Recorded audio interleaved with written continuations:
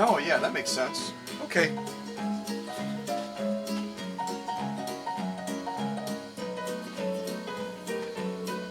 Well, I don't know about you, but I love ragtime music. It just seems to immediately have a sense of joyfulness, of playfulness, and it really defines the era that a machine like this 101-4 that belongs to Chris out of New York, would have been, you know, it just would have been there. It would have been a part of that, creating that atmosphere of carefreeness and just innovation and all the other great things that were happening back in the 1920s and the 1930s. Chris's machine is from 1930, and as you'll see when we go through the Facebook shots, we were able to determine that by the way the machine is stamped. But what's up with the two manuals in front of the machine right now? Kind of zoom in on those.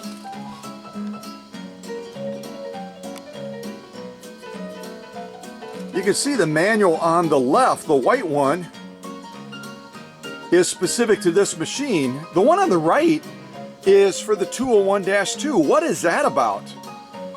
Well, what that's about is that this 101 was the predecessor to the 201 and the 201-2. This machine series started right around 1920. What a great time for a machine series like this to come out that had a number of new innovations. And then these 101s were around until right around 1932. During that time period, there were about 230,000 of these machines made, so not a lot, considering they were around for about 15 years. Or actually 12 years, I guess that would be, wouldn't it? 12 years. And when they came on the scene, they were right around 150 bucks. And they were really progressive for their time. They had a couple of neat things, and we'll look at those in greater depth during this premiere. They were one of the first machines that you could service exclusively from the top because the entire bed could be removed by just taking out 4 screws. And I'll show you that today during this premiere. They also had a unique, some people call it a sump or a wicking system. Singer referred to it basically as an automatic oiling system. And we'll look at that as well in greater depth today. Some people even call it kind of a spider system because it looks a little bit with the wicking parts of it reaching out. Almost looks like a spider with its legs spread out. Now the 201 was not on the scene, obviously, during this time period. It didn't come out until right around 1935. And so there was a lapse or a pause between when the 101s went away in 1932 and the 201s came on the scene in 1935, just about a 3-year lapse. And you might think to yourself, okay, all right, so you're kind of correlating these two machines, right? The 101 and the 201. So they must have a lot of common ground. Well, they have some common ground, but they also have some very significant differences about them as well. Some of the common ground is the 101s and the 201s both take a 15x1 needle. They both are rotary hook systems. They both take the class 66 bobbin, and that's about where the common ground stops, quite honestly. It just does. For some reason, excuse me, for some reason they decided when they went from the 101 to the 201 that they were going to mix things up a little bit.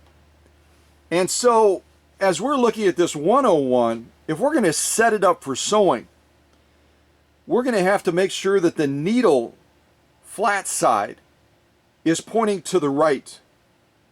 In contrast, if we sit down to a 201 and we want to prepare it for sewing, we've got to make sure that that flat side is to the left. They made it opposite. Why? I have no idea. They were just, maybe that particular day they were just feeling playful, like the ragtime music that I just had on just a second ago.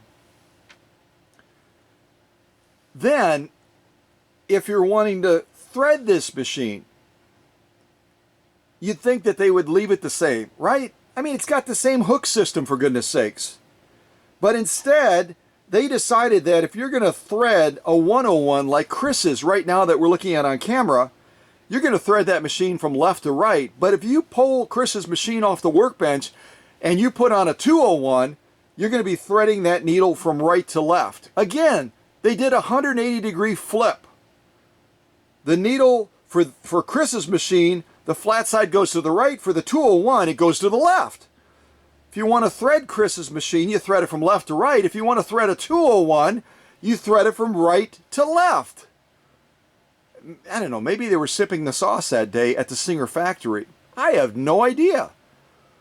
But that's why I put out the two manuals, because I've gotten notes from people, email, and way back when from Messenger saying they're pretty much the same machine, right? It's just that the 101 has that wicking system and you can take the bed off.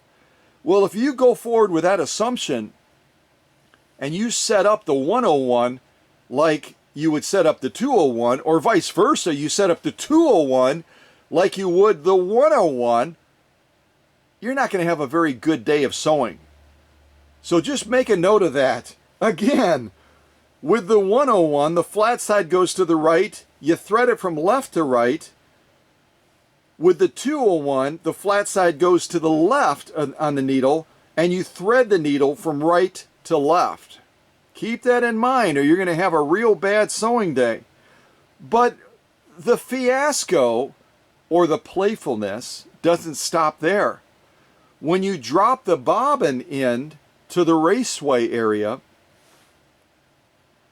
on the 101, you're going to put it so that the thread is coming over the top of the bobbin as you drop it in. Which means as that thread is coming out, it's going to unwind counterclockwise. You're already ahead of me, right? You already know what I'm about to say. On the 201, the 201 that came out in the 1930s, you have to put the thread when you drop the bobbin in so that the thread is underneath on the bottom. And so as that bobbin thread pulls out, it's going to be unwinding clockwise. Can you believe it? Can you believe it? The two machines could share so much in common, and they do. They have the same type of needle, the 15x1, the rotary hook system, the Class 66 bobbin. They could have just stayed the same, right? Couldn't they? But they decided to mix it up and keep it real. So rewind this after the premiere if you need to revisit again how to set your needle on the 101. And if you have a 101 and a 201, make sure you hang on to those manuals, because the setup of the machines is very, very, very different. It's 180 degrees different, basically. Now, back to the 201s again, which is really not the focus of this premiere, but I'm just going to touch on it real quick. The 201-1 that came out first, right around 1935, was the treadle version. The 201-2, you already know about that machine. We covered that a lot on this channel. That's our potted version of the 201. And then the 201-3 followed it, that had a belt system instead of a potted motor. And finally, the 201-4 is a hand crank version. And you also have a 201K as well that was on the scene for quite a while. It came out a little bit before the 201 series in America. Again, the 201 series in America came out right around 1935. The 201K came out in 1934, and in one form or another, wait for it, was around until almost 1981. That machine really lingered, didn't it? So that's a quick little thumbnail history sketch on the 101 that kind of entered the scene first and has a potted motor, and the 201 and the 201-2 obviously that followed it, and even a little snippet as well for free, no charge, on the 201K as well, that had a real long run over in the United Kingdom. So I had a couple of requests leading up to this premiere. The requests were, can you show us, everyone says it's so simple, can you show us how to take the bed off of the 101, like Chris's machine? Can you show us also what that wicking system looks like, that spider system, that sump system, as some people call it as well? And can you, last but not least, and definitely not least, can you show us how that stupid hand wheel comes off of the 101? I've had people write me, they said, I pretty much took the doggone machine apart, and I still cannot get that balance wheel off of the 101 that I have. Well, here's the good news and the bad news. It's not as difficult as one might think. But the bad news is not all, excuse me, not all the 101s were set up the same way. And so depending on the 101 you have, it may be very simple. It may be a lot more of a headache, as people have alluded to as you go around the internet and you watch all these people writing about, how do you get the balance wheel off? I can't get my balance wheel off, blah, blah, blah, blah, blah, blah, blah. So let me go over to the other workbench and I'll show you a couple of those things that you've requested that I show you as best as I'm able. And the 101 you're looking at right now is almost a mirror image of Chris's. This is from my personal collection. Yeah, it's not really a mirror image. It's not nearly as good looking as Chris's machine. There's my machine.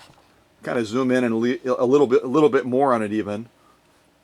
And here's Chris's machine. Needless to say, I did a little bit of TLC to Chris's machine. Not a huge amount, just a little bit. Kind of spice it up a little bit. I'm going to move those manuals out of the way because they're kind of blocking Chris's machine.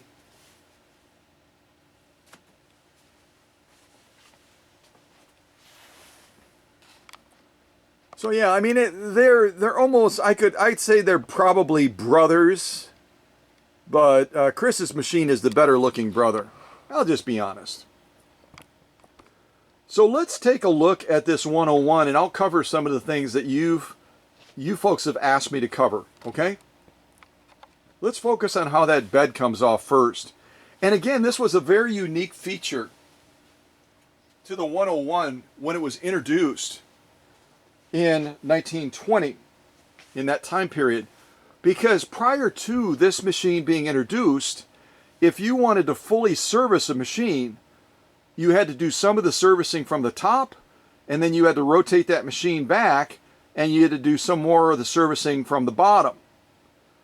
Well, their concept with the 101 was, we're going to let folks service it just from the top. They're not going to have to rotate this machine back. They're not going to have to lay it on its back to reach some of those other critical lubrication areas. We're going to give access to all those lubrication areas from the top. And obviously there's additional lubrication points across the top of the machine as well. Right over here, you've got this lubrication point right here. That little cap comes off. You've got another one right there by the C of company for Singer Sewing Machine Company. You've got another one right there. You got another one right there. Where is it? Am I too low? Yep, there it is. And you got another one right there. So while most of the lubrication for the machine is going to be underneath this bed, you still have to service other points, and there's obviously other critical points as well that are located in the faceplate area too. So don't forget those. So taking the bed off is fairly straightforward. You can see I've already set this up with success. I've taken off the presser foot, and then one of these screws is going to be on the other side, kind of in that, where is it? There. You go across, there's another one right there. You go down over here, there's another one right there, and then there's another one just around the corner. You can't quite see it on the back of there. So I'm going to start by, I'll widen this shot a little bit and grab my chair. I'm going to start by taking out those 4 bolts or screws. I guess they're technically a bolt. And I've already pre-loosened them. And just be aware when you're loosening screws that probably haven't been loosened for decades, use the right type of screwdriver, or you could crack that screw, or you could break part of that screw off, because even metal over time gets brittle. So just be mindful of that, okay? All right, I need a little bit more rake time. A little bit more rake time. And I'll turn it down a little bit because I have to do some talking, obviously, while we're doing this.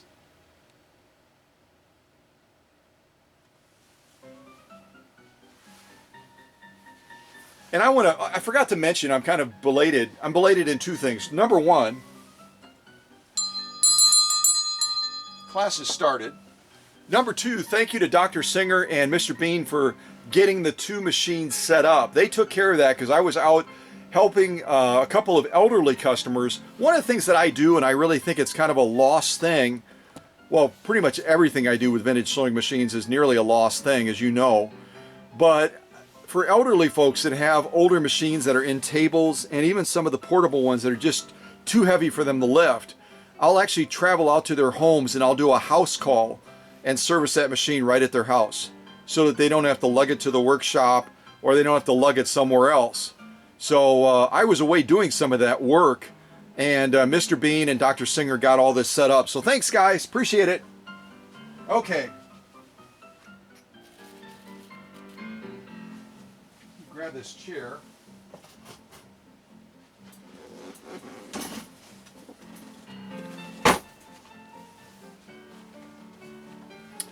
Turn my screen around.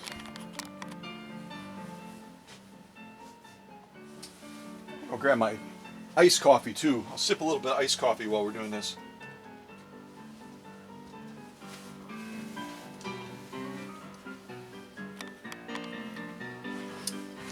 Okay, so bolt number one right here next to the spool pin for winding a bobbin. We'll take that out first. Again, I already pre-loosened these, so I cheated a little bit. There's number one. And you can see these are not huge bolts. They're pretty teeny tiny. So you really want to keep an eye on these. They don't skip away, you don't drop them, you don't lose them. And what I do is I use a magnetic ashtray type thing so that I'm less likely to lose them, which is a good thing. All right, let me take out this other one on the front, left.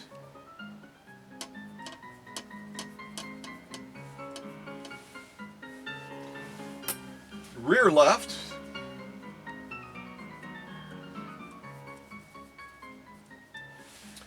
And behind the pillar where you really can't see it very well, but it's back there.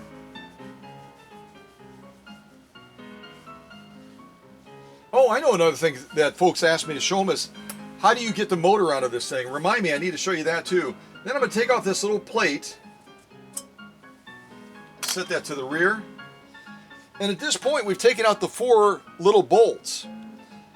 And we want to raise the presser foot because we're going to have to kind of swing this bed around. You kind of lift it up and you have to clear this spool pin and also the stitch controller as we're lifting it up. So I'm going to kind of wiggle it a little bit, get it past that spool pin, and then you just kind of rotate it forward like that. And there is the removable bed that was so innovative and so progressive back in the 1920s when they introduced it. And right inside it, whoa! You guys, what the heck did you do? That's not real, is it? Wait a second, I'm getting my tweezers. I'm not going to roll the dice on this baby. Hold on. Where the heck are my tweezers? You guys have way too much free time to be doing this kind of stuff.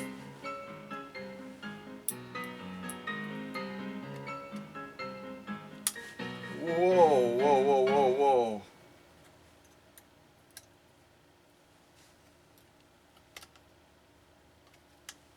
Well, I don't think it's real, so I'm gonna roll the dice here. If it bites me, you guys, I'm not gonna be happy. How did you guys get that in there? Holy mackerel! Dr. Singer and Mr. Bean, you guys are just naughty. Why did... Oh, okay. You stuck a spider underneath the bed to emphasize what some of our folks have said, and that is that this... Whoops. This is kind of a spider-looking system, isn't it? It looks even more spider-like on Chris's version of the 101. They kind of changed things up a little bit. Originally, they had kind of an open round well where you would add those drops of oil that it would allow it to wick out, and then they kind of adapted it a little bit with this style right here later. This model's a little bit newer than Chris's. I didn't look it up, but I would say probably from right around 1925. Or excuse me, not 1925, 1932. Chris's is 1930. This is right around from 1932, right near the end of when they were ending production on these 101s. So this is one of the last models that they would have made. So there are some slight differences on it, but nothing significant, including it comes with a spider. So I'm going to throw that to the side. You guys, holy mackerel. So first of all,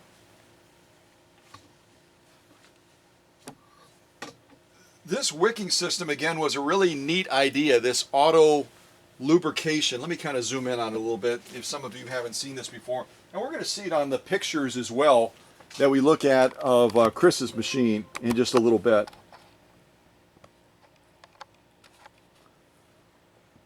So you can see right there in the middle is that sump system. And the idea is that you put oil into the middle of this sump system, just like I'm doing right here. And some people say about 12 drops. I'm just dropping in a couple drops to illustrate how you would do it. And then what happens is these little, they almost look like little candle wicks. That oil then seeps into them and goes out to these different integral, critical lubrication points on the machine. Again, neat idea, an automatic oiling system. Who really enjoys having to remember to oil, and who really has fun oiling? I mean, some people might, but when it comes to this, it does miss some of the critical lubrication points as well. So it gives people a little bit of a false sense of security that if you put 12 drops of oil in a sump, you're good. Your machine is going to be fine. And then what they end up doing is they forget to lubricate across those top points that I showed you. There's even a lubrication point on the front just above the medallion that's off camera right now. And then there's obviously servicing that has to be done to the motor as well. So, you know, it was a great idea, but it really wasn't perfect in how it worked, if that makes sense.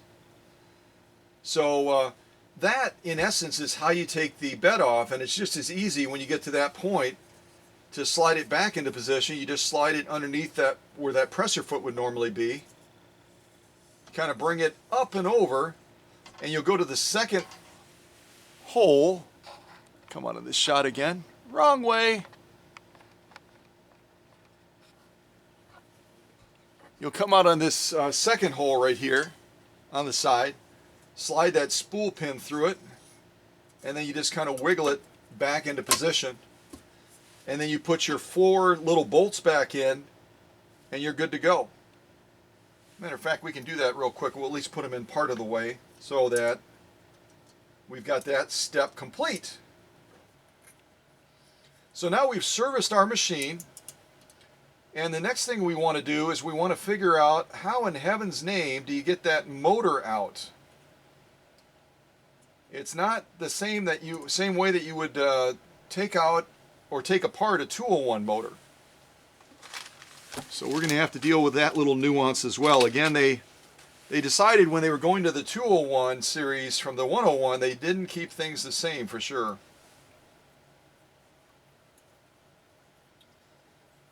All right, so there's bolt number 1. Bolt number 2.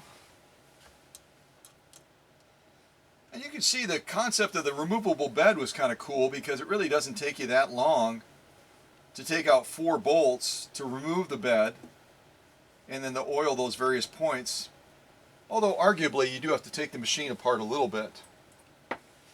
And on the 201, all you do is rotate the machine back, which isn't a whole lot of work, to oil those critical pivot points on the bottom of the machine. So I guess it's in the eye of the beholder. Some people thought it was cool to remove the bed and to service the machine exclusively from the top without having to tilt the machine back. Others probably didn't mind. And after all, a lot of the 201s, when they came out in the 1930s, they would have been in tables anyway, so it wasn't that difficult to tilt the machine back and to service it. So, but again, you know, be mindful that there's other service points on this machine beyond just ones underneath the cover. So let me zoom in on a spot right now, and I'll show you what we need to do. Actually, I'll turn the machine around first.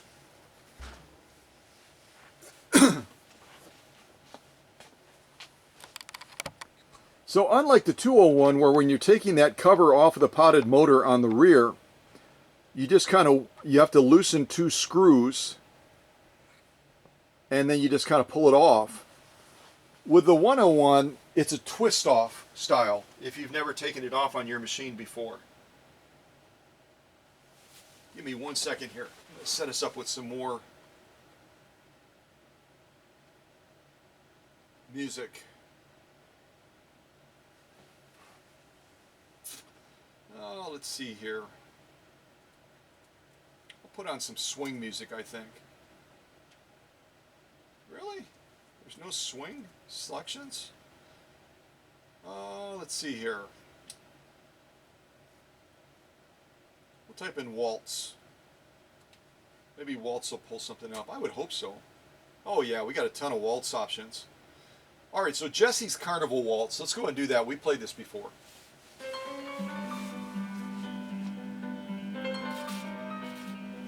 So again, on the 201, you're going to have 2 screws you have to loosen. One is kind of on the left bottom, the other one is on the right top, and once you loosen those, then you just kind of pull that cover off to expose the motor. With the 101, you grab it with 2 hands, you twist it counterclockwise, and then you jiggle it a little bit, and it comes off. And now you've got access to the motor if you need to do something, maybe check the wraps and make sure that they're good, and maybe do some other servicing to your motor. But the thing about this motor is, how the heck do you get it out? How do you remove that motor if you want to pull it all the way out and maybe check the wiring on the back side of it? This one's not wired up right now, but you know, if we wanted to do that. And I should also mention before I forget, the motors that you're going to find for the most part in the 201-2s that we're so used to seeing on this channel is going to be rated right around 0.54 amps. Some of the 201s and also the 1591s came with 0.5 amp motors as well. This 101 is actually going to be rated a little bit higher at 0.6 amps. So you would assume right away, okay, this is going to be a more powerful motor.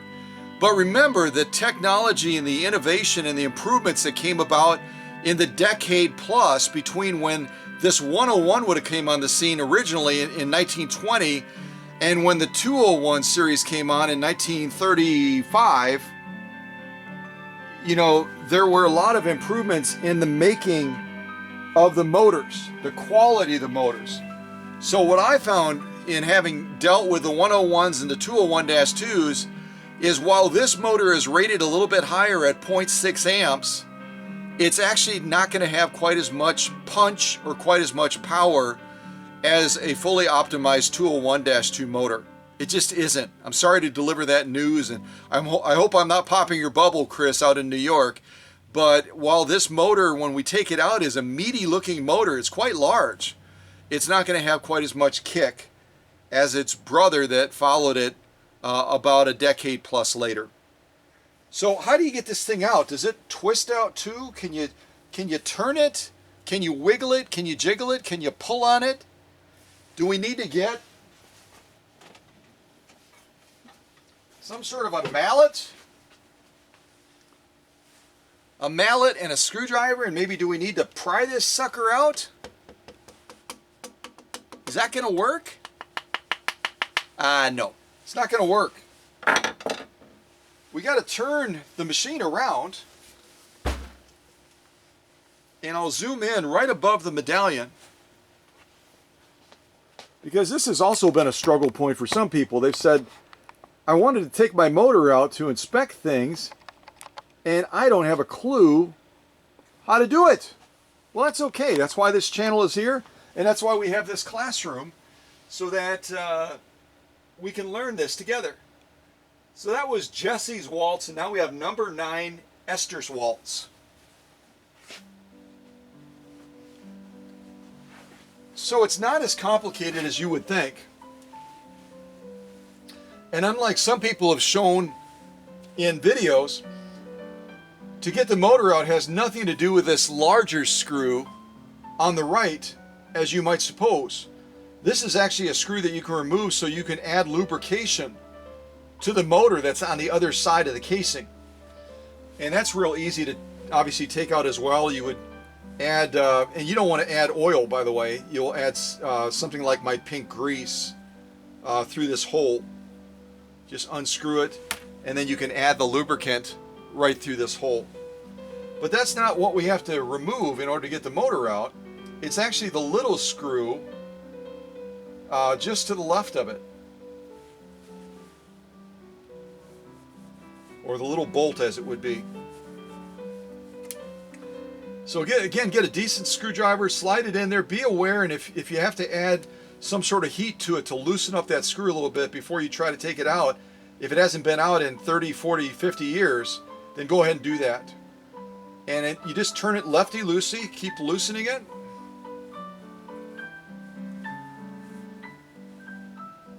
And again, have a magnetic screwdriver, a dish or something nearby, so you can drop this bolt in as well and not lose it, hopefully.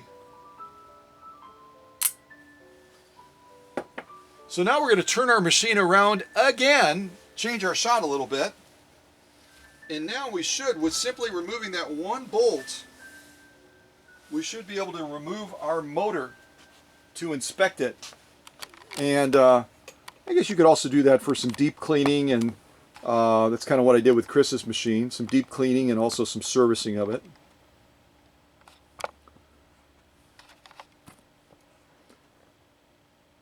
All of these songs are so short. I put them on, it's like I say a few words, boom, we're done. What's going on? Don't they like the waltz? I don't think Andre would be happy to hear this.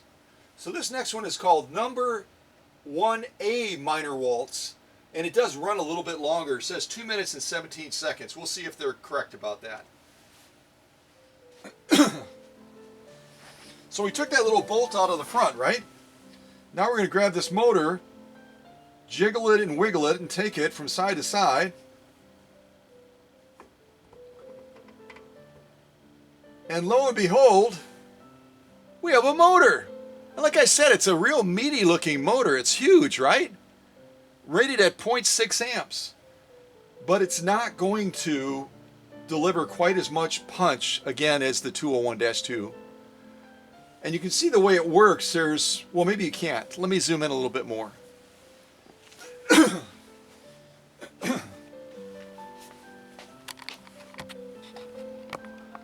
Connected to the main shaft,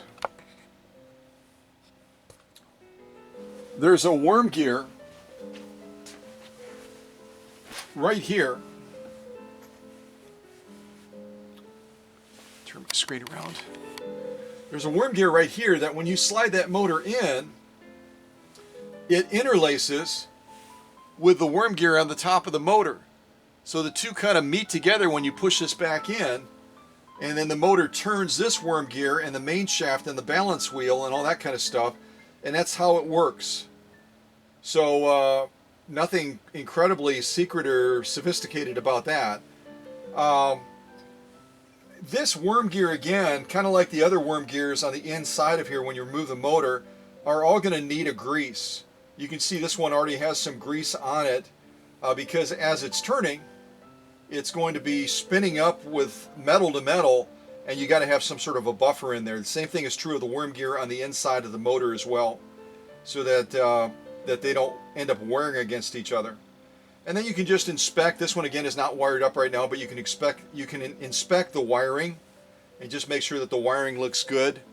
on the rear of the motor as well. And again, with this wiring system, it's going to go basically straight down the pillar and come out the bottom of the machine. And then depending on how it's set up, it's either going to be set up with a knee controller or a foot controller. So you'll have to inspect that whole line of wiring from the motor exit point all the way down. And there is a tiny little screw right here. If you have to do some sort of rewiring, you can separate this screw. There's screws that hold the back housing of the motor on as well. There's one there. There's one on the other side. So you can take the back of this section off and actually get in there if you need to do some detailed wiring on the motor. And also, like the tool ones, like I've shown you before, you can take these two bolts out as well on both sides to separate this half so you can access all of that electrical field more excuse me, more thoroughly, and clean all of those copper contacts and just make sure that's all cleaned up as well. And then when you're going to stick it back in, if it's wired up, just be aware that you've got to kind of watch those wires, that they don't get caught up near that worm gear. So make sure that they stay pointed down, and when you slide it back in, just kind of wiggle it in slowly to get it into position so those two worm gears again will mesh together properly. And there is adjustments you can make on it if they're not making solid good contact. And then you just kind of jiggle it back in. They make it kind of easy. There's a little centerpiece right there, if you can see that little metal tab that kind of sticks up. And if you get that right around center mass when you wiggle it back in, you're going to have it lined up pretty good. But even though when you turn the machine around, it sometimes is a little bit tricky to line up the point on the motor that that bolt has to screw into. Let me get my flashlight out.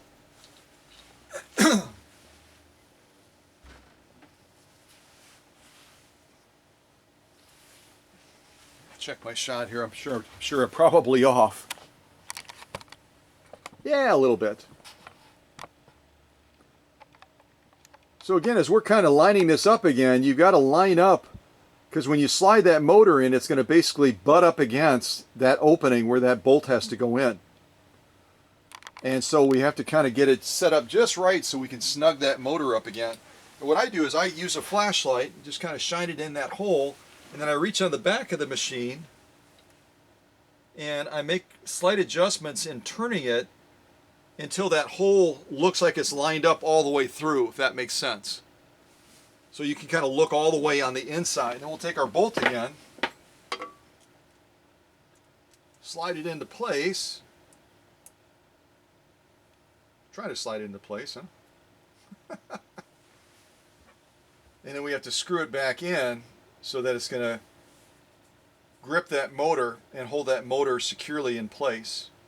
And you do want to make this fairly snug. You know, don't ratchet it down, but make it nice and snug so that what it does also is it pulls and seats that motor in properly as well, so that those interlacing worm gears that we looked at are making really good contact, and that there's not extra space where they're going to be nicking against each other. They're going to be interlacing properly, if that makes sense.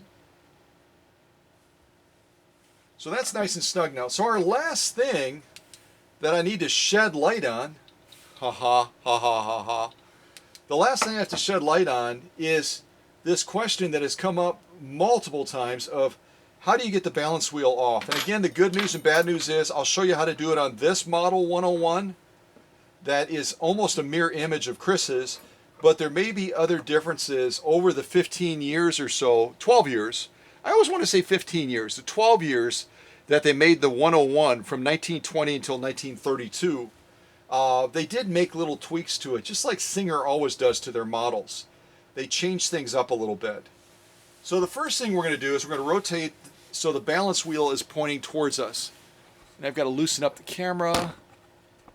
Yeah, I better do this standing up or it'll take a half an hour just to get the camera lined up as I'm trying to reach around the back of it sitting down. Oh, and I could also put my motor cover back on too, couldn't I? We'll do both.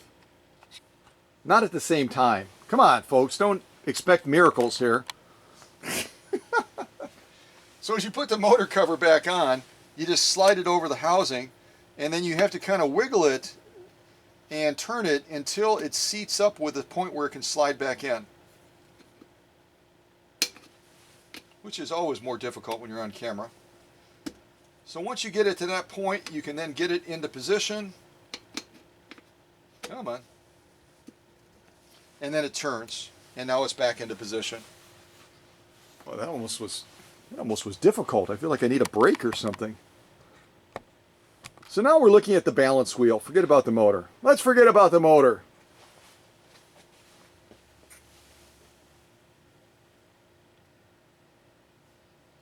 All right, the next one we're doing is called the premiere, because we're doing a premiere. Here we go.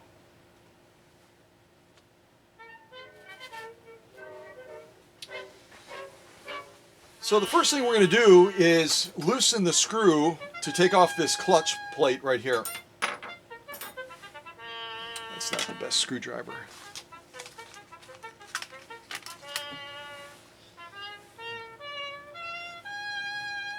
And again, you'll just turn this lefty-loosey to loosen it up. And you don't need to take it all the way out. Just loosen it about 4 or 5 turns, and then you should be able to turn this piece. You just kind of keep a hand on it.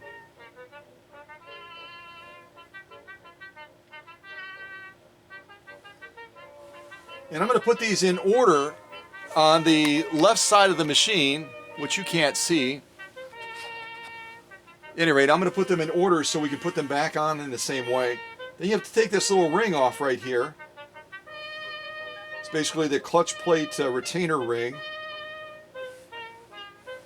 You see that? Set that in the same position, kind of in a ranking order. Now the next thing you need to do is you've got a series of different washers that are part of this system, and you need to be real careful to take them off and put them on in the same order. And I use a magnet just because it makes it a little bit easier to get a hold of them. Here's number 1. You see what that looks like. Number 2.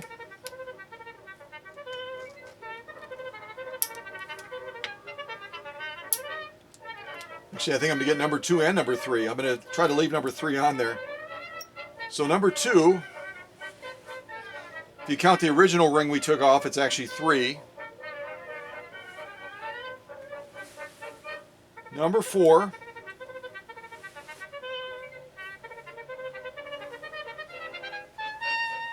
You actually have one more in there. I don't know if we're going to be able to get it off with a magnet or not. Probably not.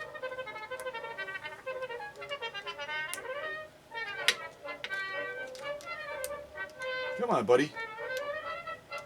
I'm magnetizing you.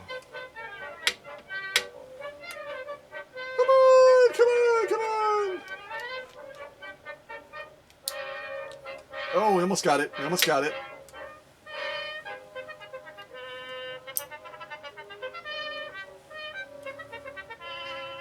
So if you count from start to finish, we have 1, 2, 3, 4. This is number 5.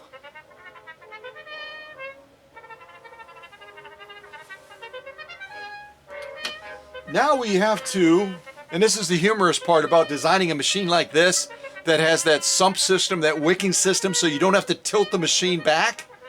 If you want to be able to take this balance wheel off, you have to kind of tilt the machine a little bit.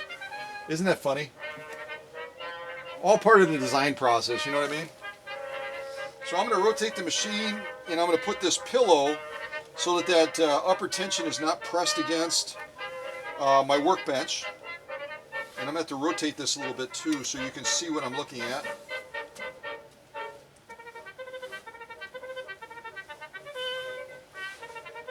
I might actually have to come off the tripod for this. Yeah, let's come off the tripod.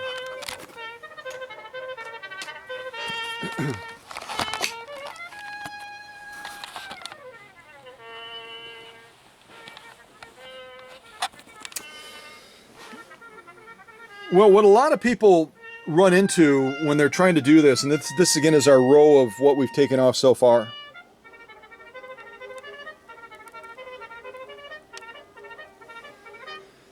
What a lot of people run into is they end up, I can see that as I was prepping this. Oh, I don't even have the motor cover on correctly. This is actually good, so I can. Let me rewind a little bit here. Hold on a second, because I want to show you something that people run into. bear with me for a second. I'm actually going to undo what I've already done. Hold on real quick. I planned to do this and then I didn't do it, so that's okay. Hold on a second.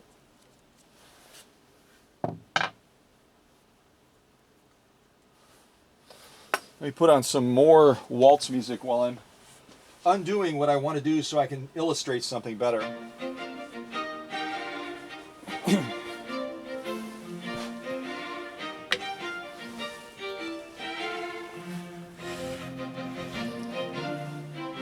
What are you seeing right now? Are you watching anything interesting? Here, let's do this. This will be a little bit more interesting to watch.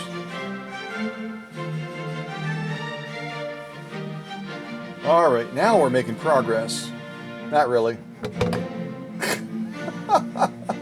I'm taking the motor back out because I wanted to show you guys something. Son of a gun.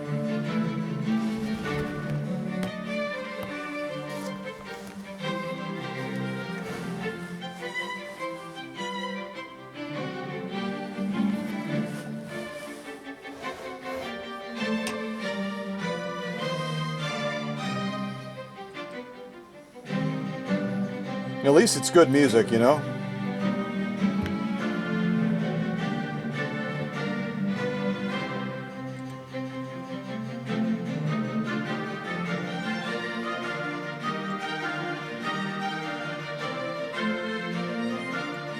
This is almost like an intermission like you would have at the theater, you know?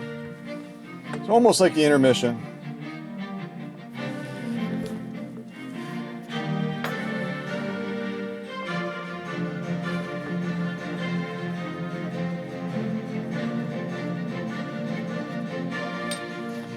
If I can get set back up again and get us moving forward by the time this song ends, then I'll be happy, but it may not happen. You never know.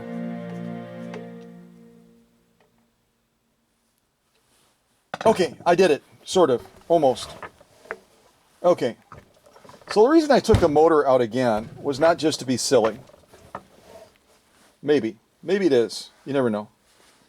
Okay.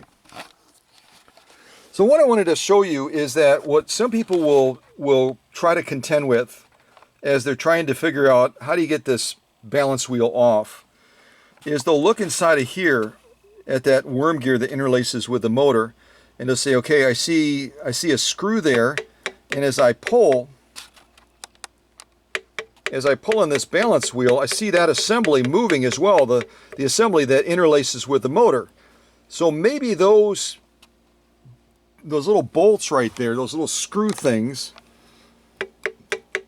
maybe those are the culprit that are holding it on. That one, and then this one here. So they'll loosen those up, and guess what? You still can't get it off. So then they'll look further to the right, and they'll say, okay, those two didn't work right there.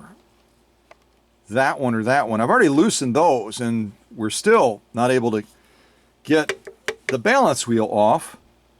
So then they'll go over to this other side of the worm gear and they'll look at, okay, we've got a bolt there. We've got a bolt there. We've got a bolt there. Those two. All right, I'm going to loosen those two. And then they try again. And it won't come off. So then they look along the and it makes total logical sense. They follow the main shaft down and they think, okay, maybe somehow I've got to loosen something in relation to the main shaft. So then they say, okay, I've got a bolt there and I have a bolt there, and they'll try loosening those. They'll even take them out. And guess what? It still won't come off. So then they look in the faceplate area and they notice that the main shaft is connected to part of the faceplate assembly, and they'll line up the screw just perfectly to get through this hole, and they'll loosen that screw, which is not easy, by the way, and they'll try to pull it off again, and the sucker will not come off. And they'll sit back in desperation and they'll say, what the heck is going on? Why can't I get this thing off? I've taken off all of this stuff You can see it right there lined up. Taking all that off. I tried loosening these. I tried loosening those. I tried loosening that. I tried loosening that. I went into here. Where am I? I went into there and I tried loosening that, and it just won't come off. Maybe it's not designed to come off. Well, that's partly true. When Singer set this up, they really didn't plan on people removing the balance wheel. They planned on them taking this stuff off so you could lubricate and clean in there, and so you could, obviously loosen the clutch and such. But they really didn't plan on people taking off this entire assembly. That really wasn't their plan. But they did set a plan in place so that if someone was determined to do it, they could do it. And it's a lot more obvious than you might think. It's a lot more obvious than that, or any of the other stuff that I already showed you. On the underside of this balance wheel, and again, kind of like in the movie with Robin Williams, Dead Poets Society, depending on how you stand in life and where you stand, will determine to a great extent what you can see. So if we're looking at the back of this machine right now, we look at that, that's obvious. We look at that, that's obvious. All the way across is obvious. But what we don't see is the paradox of a machine that was designed so you would be able to service it from the top and never, ever, ever, ever have to tilt the machine back. If you're determined to get off the balance wheel, you have to tilt the machine back. Because what you'll see when we zoom in real close and we rotate that balance wheel is that they have a bolt or a screw right there that is barely visible, and I actually cleaned that off. If that's real dirty and junked up and caked up with stuff, you're not even going to see it. You're not even going to see it. And then as you rotate it, you'll see that there's one more right there. There's two bolts that you have to take out that will allow this balance wheel to come off without dealing with that,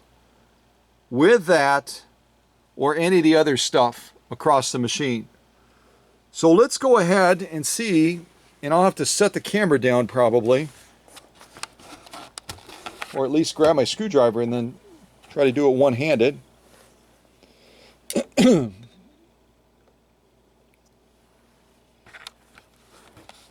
We'll try the one-handed approach.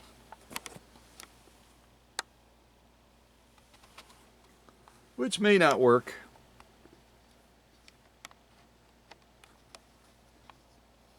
Where am I?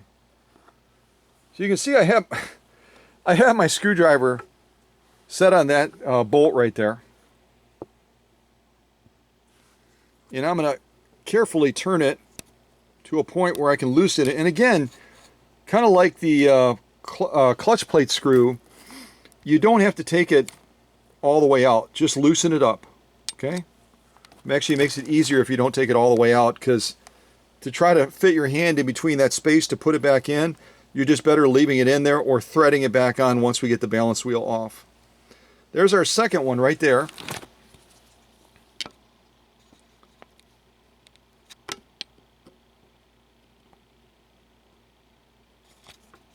Remember, I'm doing this one-handed, folks. Hold on a second. You have to make sure it's kind of rotated near the top so you can actually get to it a little bit easier. So there's our second one. I'm going to go ahead and loosen that one.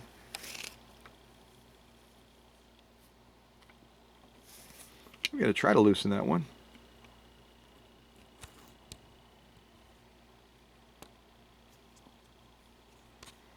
Give it about probably 3 turns, 3.5 turns.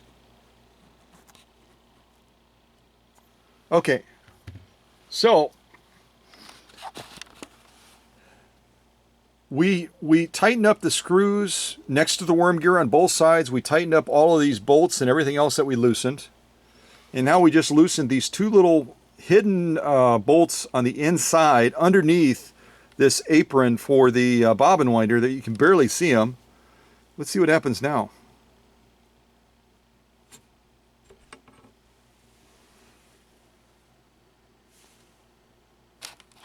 the mystery. The mystery is solved. We got it off. And now if we need to, for some reason, if we need to take off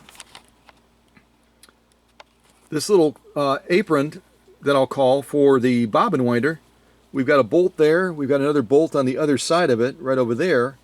And then we can take this assembly off if we have to replace something, if something gets cracked. Like the bobbin winding tire is looking pretty bad on this one, isn't it? And then if we're going to put this all back together, it's pretty much just the opposite of what we just did. You just slide this back on. And before you slide it back on, obviously you'll want to clean this area up a little bit. Because some of these, if you're trying to get them off, there'll be varnishing and stuff that builds up on this post right here, where that balance wheel slides over, and it's almost like cement trying to get it off. It's literally like cement. So, clean this up with a combination of machine oil, maybe a little bit of rubbing alcohol to get all that varnishing and stuff off. Lubricate the threads on here with machine oil or something of the equivalent. And clean the inside of this as well, on the inside of here, this area here, and also inside. We're not going to do that right now, but I'll just show you. And you'll slide this back into position. And it takes a little bit of jiggy-wiggy. There we go. We got it back into position. And now we just have to tighten those screws again.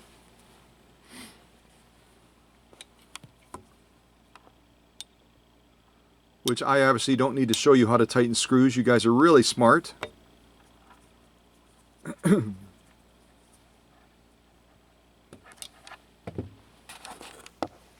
So we tighten that first one. Now we're going to rotate it.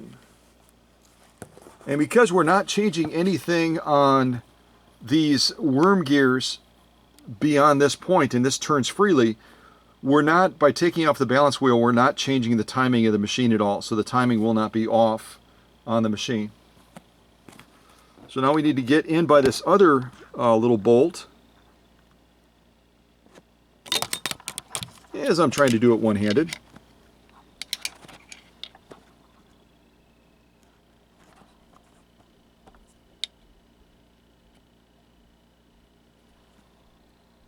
All right, kind of got the screwdriver on there now, sort of.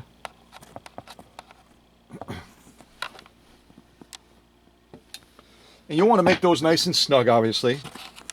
And now, if we go back, like rewind, like you never saw that part, that doggone balance will not come off. I guess we'll have to go back to all of these things and loosen all. Nah, don't do that. Don't do that. Just loosen these two that you just saw, that one and that one. And assuming the varnishing isn't too bad on that main post that this balance wheel slides on, you should be able to slide that balance wheel off, okay? And then we're going to put all of our parts back on in the order that we took them off. So this is obviously the first one we need to put on because it was the last one we took off. And you'll just kind of line it up on that little stem area. See how that kind of lines up with that? Just kind of line that up and just kind of wiggle it in. You have to kind of wiggle it in so it goes all the way inside. And you might even want to use almost like a little screwdriver to just gently kind of push it back, make sure it's seated all the way in there. Again, just don't scratch them up. Just kind of tap it in. So now we're going to put our next one on, which is this one right here. And it does matter which way, for some of these, it does matter which way they're facing. Not so much for this one right here, but for this one it does. That little flange that you can see right there, that tiny little flange, has to be pointing out because that's the way clutches work. As you turn that little clutch plate in, it depresses this and it kind of presses it in. That causes that clutch to engage with the main shaft. If you have this facing the wrong way, either your clutch is going to keep turning and it won't lock in place, or every time you push on the foot controller, the machine will start to engage and then it'll slip. So just make sure you have this pointing out. But we're going to focus on this one first. So we'll kind of point this one in, and you can see we have a little opening right there that we have to kind of line it up with. be so much easier if I had someone to hold the camera. But Dr. Singer said that that's not in his union agreement and he won't do it. I don't know.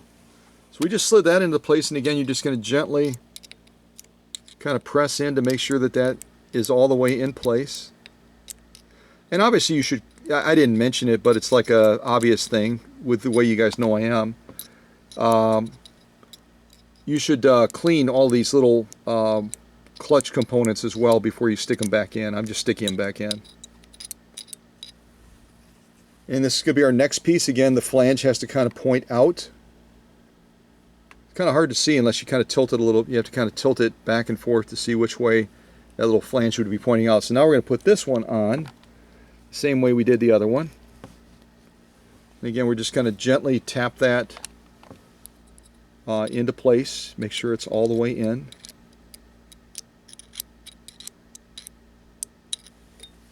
I'm going to put on this piece. And again, you just line it up with that other little tab right here.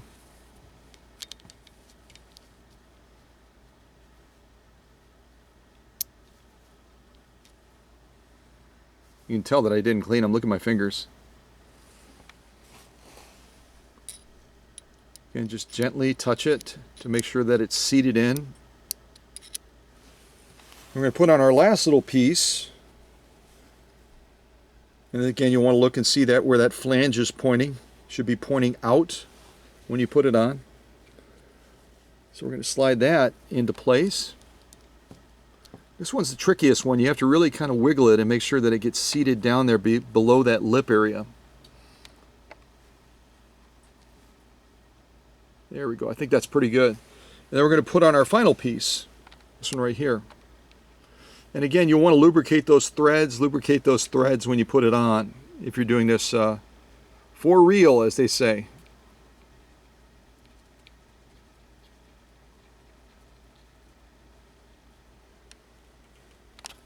And I'm going to have to let go of this just for a second so I can hold that balance wheel when I tighten this. Tighten it down, and then we have to, obviously, then we have to tighten this screw back down, which is kind of our stop point screw. As we disengage the clutch, it interlaces with that piece, the last piece we put on, and then it keeps it from continuing to turn. So I'm going to screw that back in.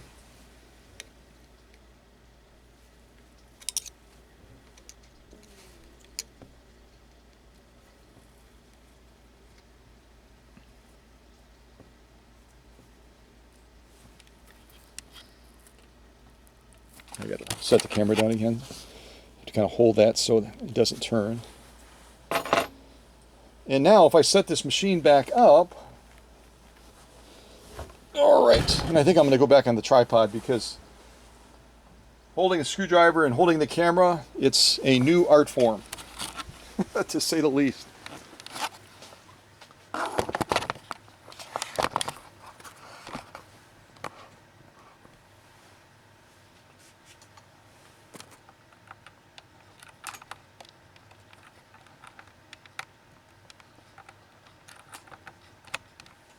Okay, there we go. All right, and now to test that we've set it back up correctly, we've taken the hand wheel off, we've solved that mystery. Oh, why don't we put the motor back in? Again. We'll put the motor back in for the second time. Again, make sure your wires are down, make sure you're interlacing those worm gears correctly together. But I wanted to take it back out just to illustrate what people struggle with, if that makes sense. So I'm going to turn this around now. Again, and I'll use my little flashlight to make sure that our threads are lined up. They look like they are. Get our bolt back in.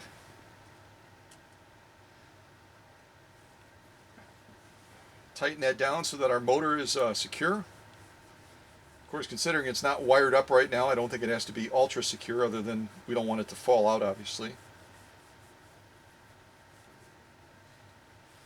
So that's nice and secure now. So now what I was going to show you before is now we want to make sure that, number one, when we turn the balance wheel, that our needle bar goes, can you see that? Yeah. Our needle bar goes up and down, which it does. That's good. And then we're going to disengage the clutch and make sure that we've set all those discs back in correctly. So we're going to turn this to the front to disengage it. And then this should move, which it is, but our needle bar should not be moving, so that we're positioned to wind a bobbin if we need to. So we did a good job. Yay! So I'm going to re-engage the clutch, and then we're ready to sew again. So that covers the different areas that you guys asked about. You asked about getting the plate off, show us the spider system. Of course, Dr. Singer and Mr. Bean decided to mess with me and put a real looking spider in there. And then I also showed you getting the motor out, pointed out some of the things in there. We took the balance wheel off, we put the balance wheel back on.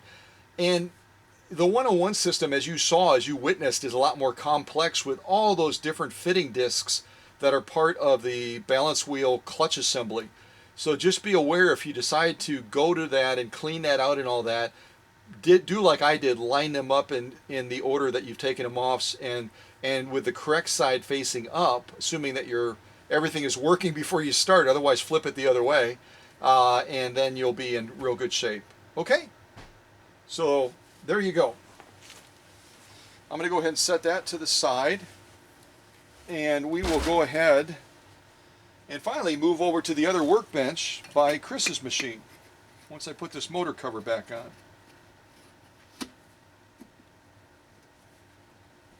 All right, so I'm going to move this to the side, move this out of the way.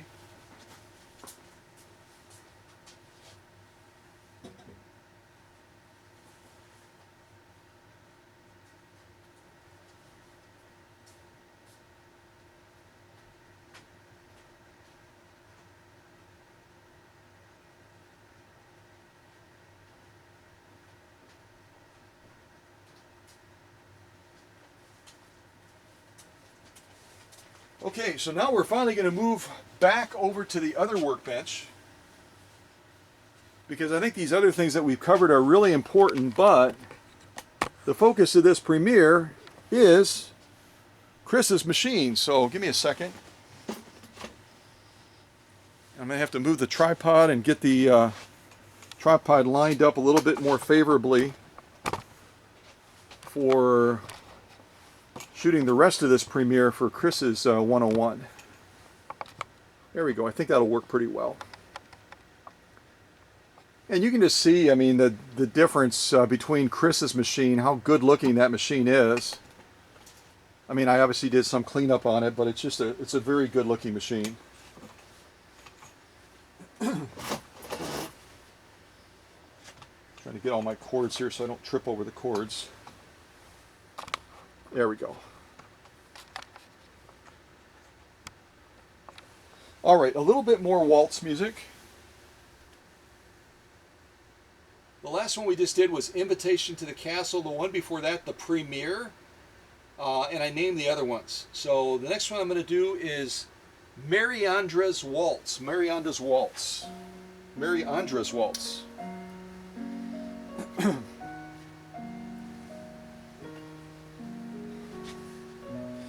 And I did, at Chris's request, you may not be able to see it with all the lights on. It may not be as evident.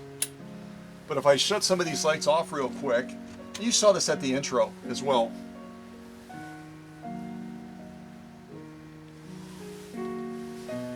I'll just shut this other one off. This is one of the new LED light sets in Chris's machine, and I think you can see that in the lighting. It's quite bright. So he had specifically asked if I could do that, and I was glad to do that for him. So the visibility at the needle and on the bed is going to be a lot better than with the old style incandescent bulb that was in there before. No, you probably can't see it. But my hands are real dirty. So let me, before I start working with Chris's machine, give me a second, and I'm just going to see if I can rinse my fingers off real quick.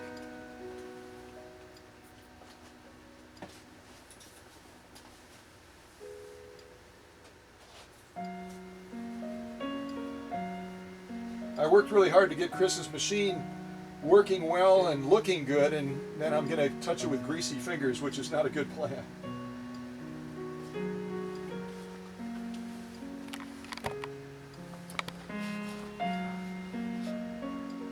Okay, so the first thing I'm going to zoom in on, just to kind of revisit it if you're new to this channel, is this is the stitch length controller. It's a dial system that's actually on the bed.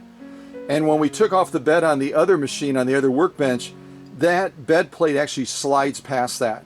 So if you're just getting one of these machines, don't take that screw out in the middle on your stitch length controller thinking that you have to take that out to slide the bed past. You don't. The bed is cut around that already. But you can see we have a range with this machine of about 6 stitches all the way down to 30.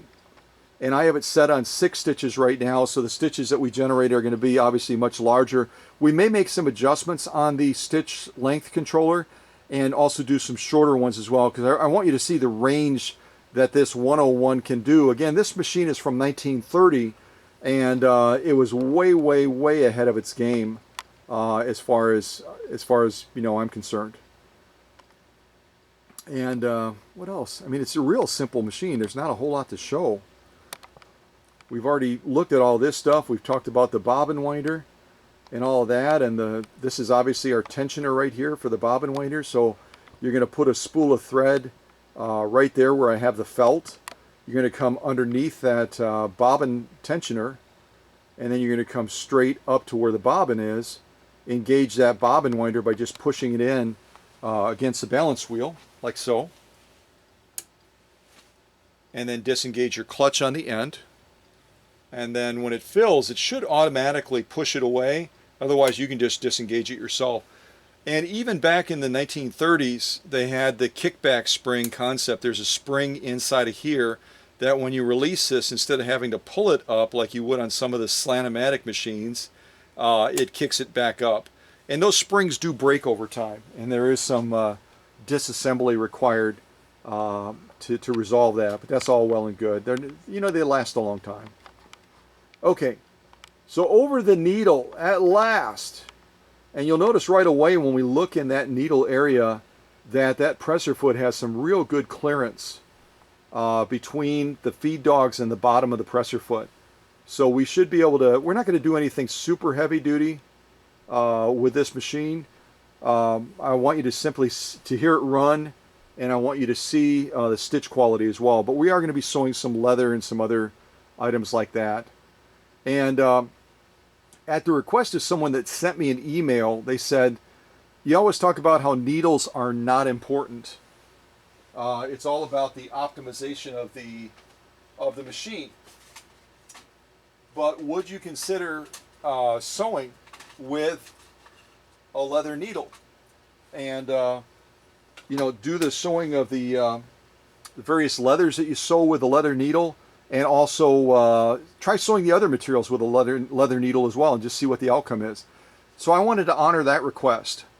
And so I picked up some leather needles that are Singer branded at Joann Fabrics. I'll just kind of set it up right here so you can see what it is. So instead of using my standard Schmetz needle today, I'm going to be sewing with a Singer leather needle, and this particular one is a size 14, or the European system would rate it as a size 90. The one right in the middle there that's missing.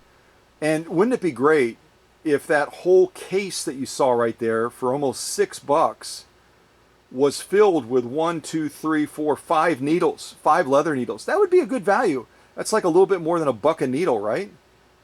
But when you buy this particular Singer pack of leather needles at Joann Fabrics, and this is not Joann Fabrics' fault, Singer supplies these to them as they are, you only get 3 needles. You get 2 size 90s and a size 100 for almost $6. So I may not do this very often just because it's expensive compared to buying a pack of Schmetz needles where you get at least 5 and they're only like around $4. Right around $4 at a major retail center. So I just want to show you what I'm going to be using today, because it's a difference using a leather needle and at the request of this particular customer, that interestingly also is from New York, I'm going to go ahead and try it. See what we get. We'll see what we get and we don't throw a fit, right? First of all, I'm going to wipe off my reading glasses. So Party Waltz is the next one I'm going to play. Party Waltz.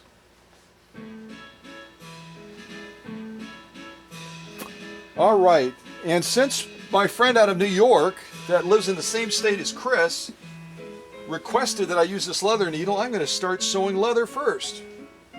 And we might as well start with our genuine elk hide, right? I'm going to turn my camera around. We'll start with our genuine elk hide. And again, if you're new to this channel, there's the thickness of it. It's like sewing a belt, literally. I'll slide that into position and we'll zip down this and see how Chris's 101-4 does, sewing about 5 ounces of genuine elk hide. And I will tell you with these 101s that, well, it's true of any machine, it's not just the 101. For certain materials that you're sewing, you'll get a better outcome if you, number one, make sure your take-up arm is in the highest position. Number two, make sure that you give it just a little bit of a hand start. And you'll just find that the machine performs better and it delivers a better outcome and more consistently. All right, here we go. Genuine elk hide with Chris's 1930 101-4. All right, are you ready? Here we go.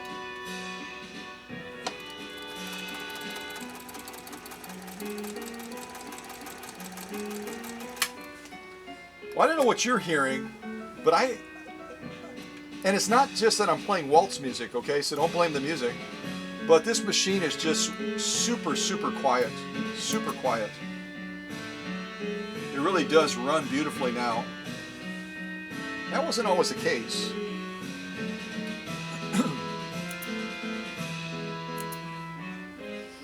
All right, let's take a look at these stitches with this genuine elk hide. Kind of set it up right over here. Hopefully it stays still. I'll probably use my clips.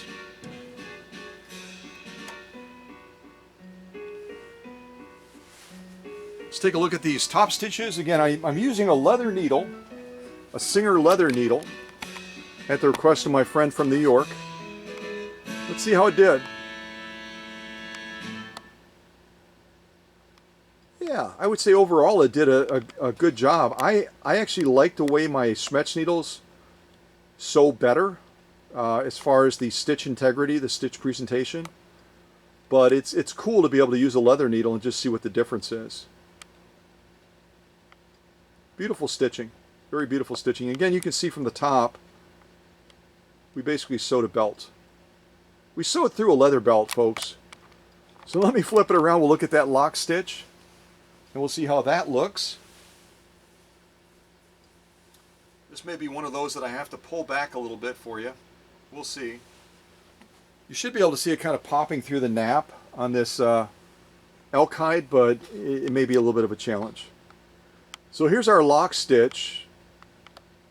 Again, we got about 4 or 5 ounces of genuine elk hide. And those stitches all in all look really good. Again, we're using a leather needle and it punches a different hole. So it's going to look a little bit different as far as those stitches, but I think all in all we have a real good outcome. And again, look at what we sewed through. Crazy, huh? So again, I would definitely give this genuine elk hide a pass for Chris's machine. I'm going to throw that to the rear. And since we've got our leather needle in there, I'm just going to continue sewing leather for a little bit. Right now I've got some Italian leather. I'm going to get that into position after I pick out another waltz for us to listen to. And actually, you know what? Let me rewind. I'm going to cue the waltz up. The last one was called Party Waltz. But I'm not going to play it. I'm going to let you just listen to the machine. Just listen to the machine as we're sewing this Italian leather. Okay.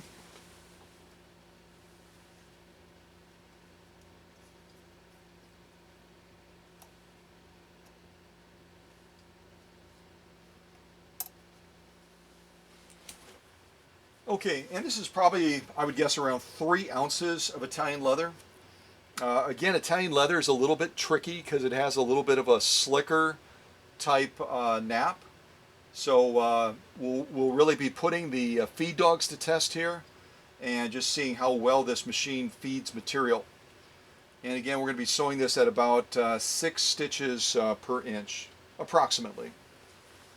So here we go, Italian leather, single layer with Chris's 1930 Singer 101-4. Here we go.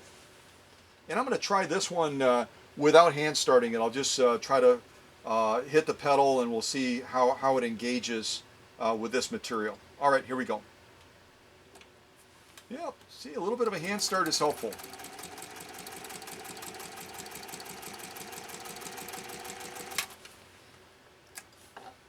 Just thought I'd give it a try. Again, my personal opinion is that these motors made back in the 20s and 30s for these models 101 doesn't have quite as much grit as the 201-2 motors. They just don't.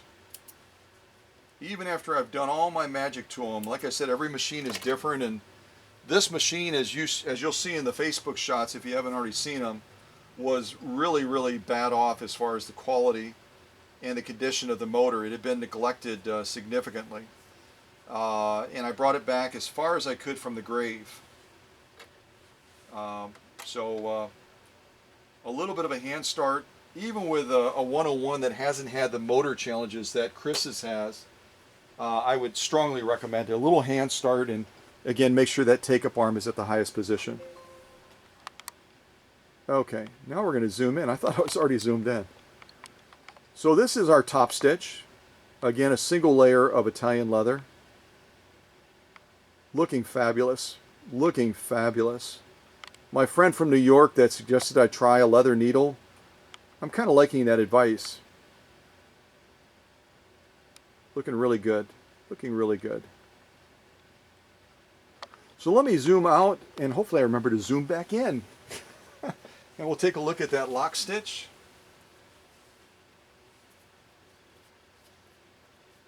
This may be one I may just pull this one back, I think. Let me take a look, turn my camera screen around so I can see.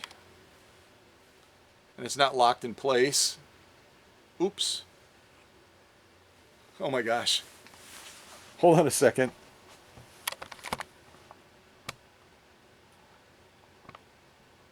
There we go. Now it's locked in place. All right, let me really zoom in because I want to show this lock stitch on this Italian leather. It turned out really good with this leather needle. Where am I? There I am. Okay, so I'm going to kind of pull it back as we go across, make those stitches kind of pop through.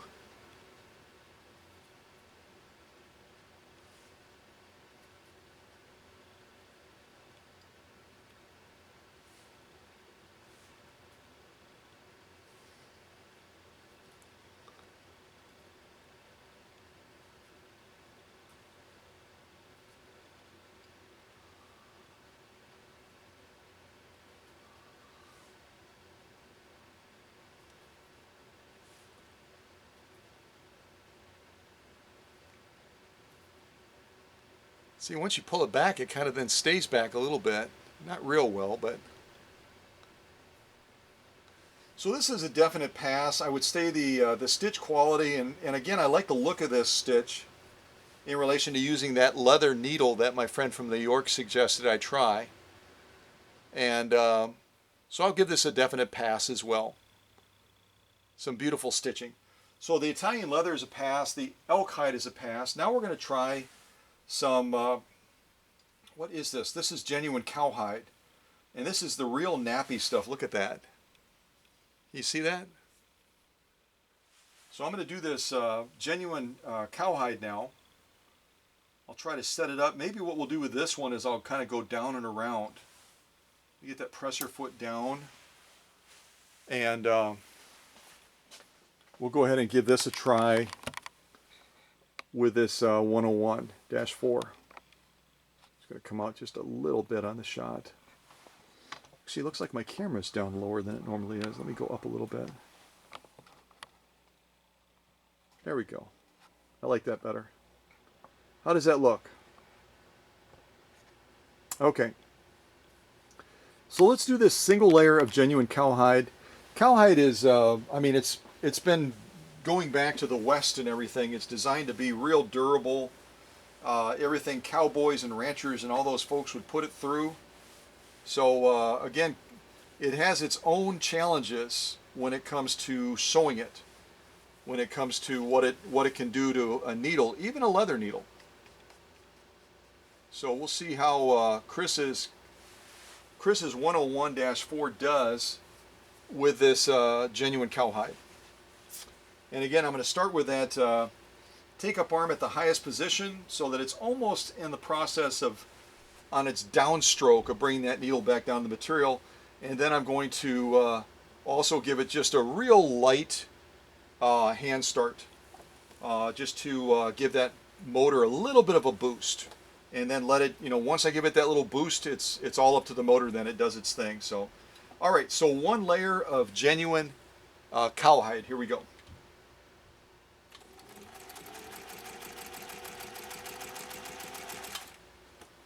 All right, I'm going to turn this.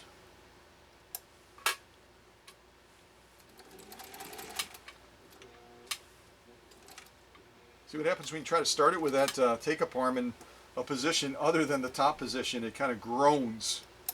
Like, hold on a second, buddy. So let me move that take-up arm back to the highest position. There we go. And we'll finish off this line of stitches. Here we go.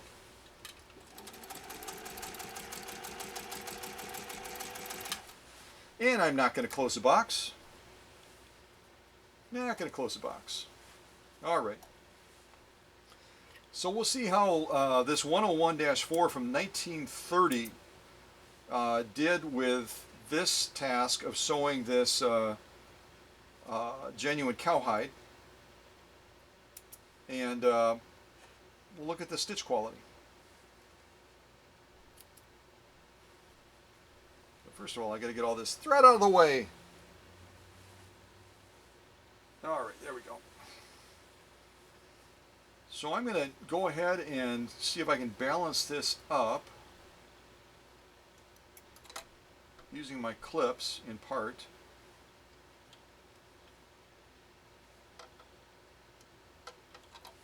Turn that around. There we go. I think that'll be a pretty good alignment as far as you being able to see what we just sewed off. Hopefully. Yeah, you can kind of see it already.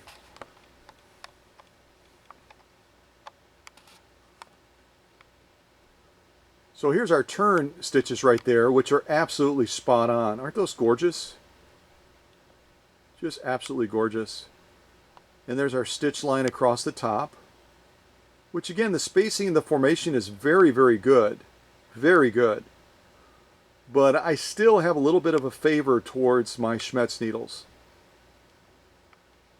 Just a little bit of a favor towards my Schmetz needles. But it may just be I'm in the habit of that. You know what I mean? You may be seeing something totally different on your screen. And if we look at the totality of the stitches, those are gorgeous with that Singer leather needle that we used. Now we're using a standard thread just so that it kind of save you folks asking me about the thread. Just going to see if pulling it back makes any difference. It really doesn't. A little bit, maybe. Maybe I'll pull them back. Let me set it right there. I'm using a standard Americana quilting thread, Americana quilting thread. So this thread I've had some good results with. It sometimes gets a little bit curly, and I don't know why, just the way they make it apparently. But all in all, I've had real good success. And this is again a thread that I bought at Joann Fabrics. So I'm going to kind of pull it back as best as I can. Let's start over again. Really hard to see, but when I pull it back, you can kind of see it popping through the leather nap.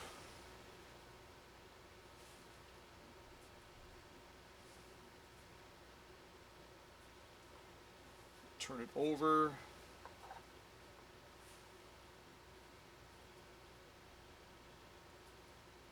See how when I'm pulling that back, it kind of pops it through. And then we'll do this other side as well.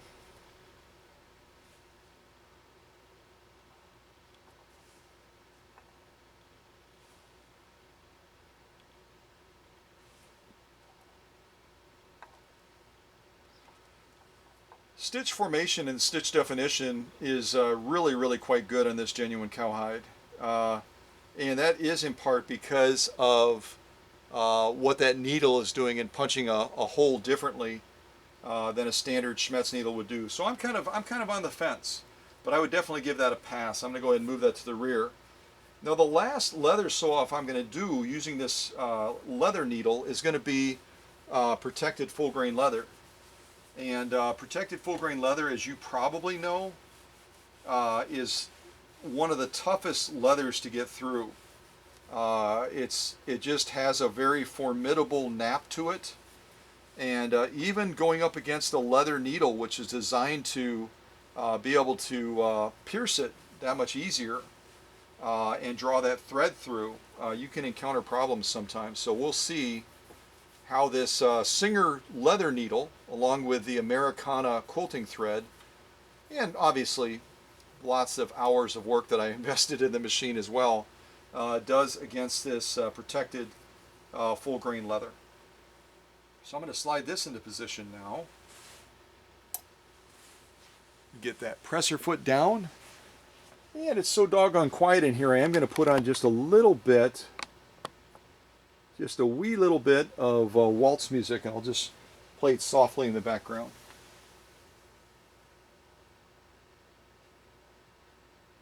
I lost track of where we were at. I don't think we played Bittersweet Waltz yet, so I'm going to put that on. And shut my air compressor off.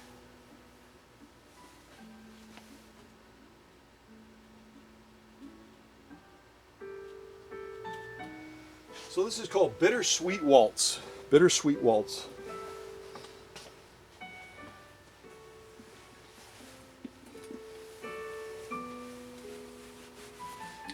All right, our last leather sew-off with Chris's 101-4 from 1930 is going to be protected full grain leather. We'll see how his machine does, in particular using a leather needle that I never ever have used before in any premiere, anywhere in the workshop actually.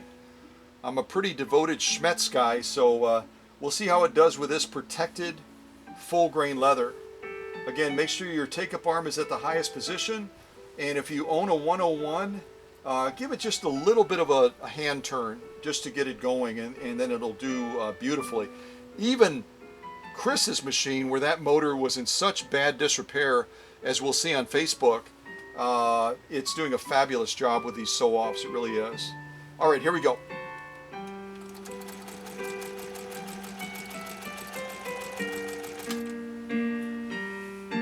All right, we're going to do our turn. And that was no hand start when we just made that turn right there. There was no hand start. That's just the locomotion of that 0.6 amp style potted motor. I'm trying to get my thread forward here. All right, we're going to sew down now, finish off this line, and I might close the box. You never know. Here we go.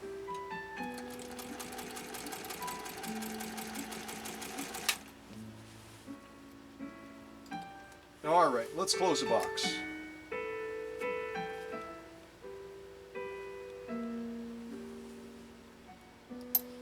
Here we go. All right, I'm going to stop right there.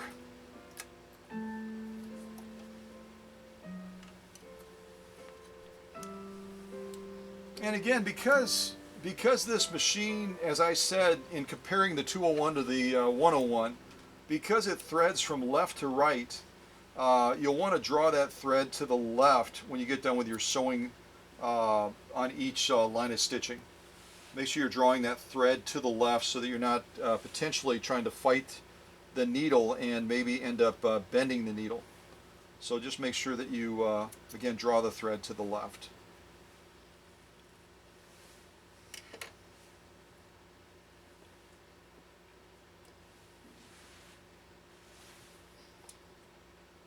Yeah, I think overall these stitches look really good. I'm going to go ahead and kind of balance them up like this. I think I can get away with that. And we'll take a look at these stitches on this protected full grain leather.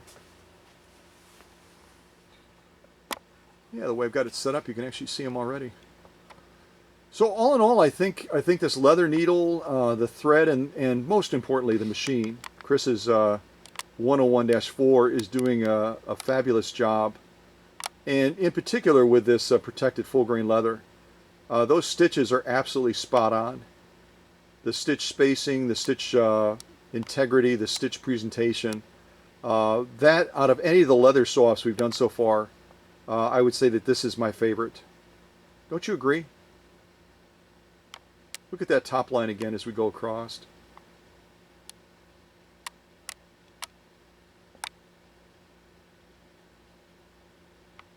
Beautiful stitching. And again, look at that from the edge. This protected full grain leather is going to be a little bit thicker than that cowhide and that Italian leather. We're probably looking at right around 4 to 5 ounces if you look at that edge. So again, not an easy task, not even with a machine like this that's been optimized and has gone through kind of a resurrection process with the condition of what that motor was. And the fact that we're using a leather needle, like my friend from New York had asked me to do, we're just getting some great outcomes. This machine is performing fabulously. So if you look at it in totality, blah, if you look at it in the totality of the stitches there, that's brag-worthy, the way that's looking right now. Don't you agree? That's absolutely brag-worthy. And I don't know what kind of stitching or sewing Chris is potentially looking to do with this 101-4, but if he's looking for something that just pops and presents a stitch on leather, for example, that people are just going to go, wow, wow, then we've got the right recipe mixed right now between the way the machine is performing, I don't, you know me, I don't attribute a lot to needles, but let's just say that the needle is also contributing, although we've gotten stitches that look just as good as this and pop and present just as well with my Schmetz needles. I'm not sold completely on the idea that we're getting a great outcome right now because of this leather needle, but still, whatever our setup is with the leather needle, the thread, and the way this machine has been set up and prepared, there it is. It doesn't get much better than that, folks. It just doesn't. So I'm going to turn this over now, and I can see already that with this nap on this protected full grain leather, this is going to be one of those that you can kind of see it in the shot. I'm behind the camera right now, but if I were to pull that back, you'd be able to see that those stitches popping through even more clearly, but you can get a real clear glimpse of just how spectacular they are. And look at that nap. That nap is just saying, yeah, good luck, buddy, good luck. Here on the bottom row in particular, you can see the quality of that stitch. So this is a definite pass, and again, protected full grain leather is the thick of thick. It's tough stuff. So I'm going to throw that to the rear. We're done with our leather. And again, we've done protected full grain leather, we've done genuine cowhide, we've done Italian leather, we've also done genuine elk hide as well. And Chris's 101-4 has not missed a beat. Has not missed a beat. And maybe it's because of the great waltz music, but I don't think so. I think it's because this machine has spent a significant amount of time on the workbench. And as you'll see in the Facebook shots, I've just invested a lot of time in this spectacular 101-4, in part because I really want to, I just want to do it right. I don't want to cut any corners, but also because Chris, in sending me this 101-4, it's the very first 101 that has ever been presented on this channel. It's the first one. So it's kind of exciting whenever you have a machine that you're introducing for the first time to an audience that follows, you know, your work very carefully, and they get a chance, they get a chance to see something brand new, something that they've never seen before on this channel. Certainly there's other 101s out there on other channels, but they're not going to perform probably nearly as well as Chris's machine because of the amount of time that I've invested in it. I don't know what those other folks do, but I know what I do. So this next one is called Our Volunteers Waltz. Our Volunteers Waltz. Turn this down. And now we're going to be moving on to almost a corduroy type material. And those of you that are real young may not even know what corduroy is, if I'm saying that correctly. But corduroy used to be quite a fad in fashion. Everyone had corduroy jeans, and it's kind of a variant of leather in the way that it sews. And so we'll see how Chris's machine does with this, and we'll see how this leather needle does, sewing a non-traditional leather type material. So I'm going to zoom in on this. I'll actually remember to lock it in place this time. And we'll sew this corduroy material. And I'm going to do 2 layers of it. I'll kind of show you from the side. And I might end up, here's what it looks like on the front. It almost has like a ribbed look to it. And that's what 2 layers kind of looks like. But I might flip them back to back so that we don't have to try to struggle in seeing the stitch quality through this rib type surface. If I do them back to back, then we'll have a fairly easy surface to look at, if that makes sense. So I'm going to go like this, and then we're going to be able to see the stitching on here and on here a lot easier. We just won't be able to see that cool ribbed material unless we kind of pull it apart a little bit. So let's go straight down. We're going to go right down the goalposts on this, and we'll see how this 101-4 from 1930 does with this corduroy type material. And corduroy is a little bit stretchy. It's got a little bit of a stretch factor to it, so it can be a little bit tricky to sew. We'll see how this machine does. So take up arm at the highest position. I'm going to start without any hand start on this and just see how this 101-4 launches into this material. All right, are you ready? Here we go.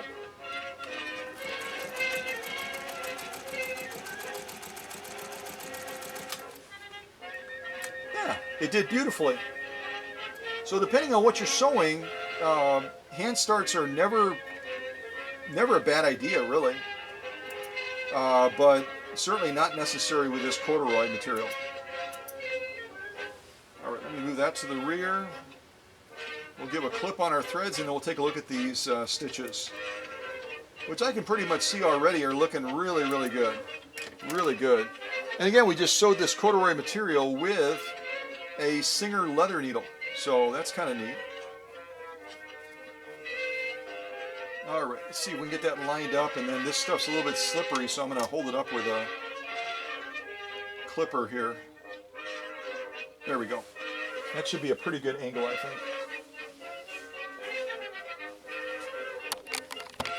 Yeah, that's a good angle. All right, so let's take a look at this stitch line here.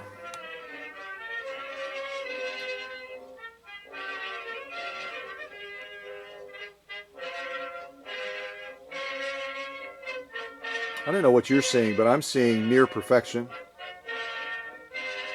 Probably is actually a perfect stitch.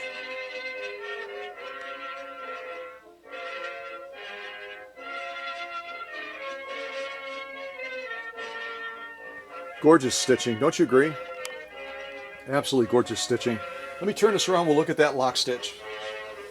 And I'm kind of glad I did turn this kind of inside out because it just makes it a lot easier to see those stitches without having to manipulate them or pop them out or anything like that. So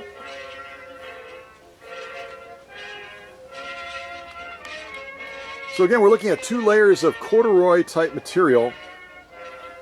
Something that was really kind of the go-to thing when I was growing up. And on this lock stitch as well on Chris's 101-4, Almost sounds like a radio station, doesn't it?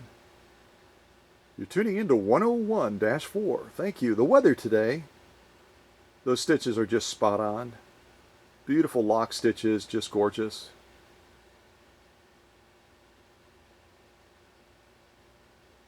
So even using a leather needle, I think we got a very good outcome with this corduroy type material, and I would give it a definite pass. So I'm going to throw these 2 layers of corduroy material to the rear, along with the leather that we've already done. And now we're going to move on to some canvas. This is that blue canvas you've seen me sew on a couple of other premieres. I'm just trying to pick some fluff off of it. And again, from feeling it in my hands, this blue canvas that I picked up is actually a denser weave and a little bit tougher than even the U.S. Army grade canvas. And again, I don't want to insult the Army folks, but you know, because I worked with a lot of that stuff as well when I was in the military, the shelter halves and the GP smalls and the GP mediums and the GP larges, all made out of that same U.S. Army grade canvas. But this blue stuff is something really special. I'm hoping not to run out of it anytime soon.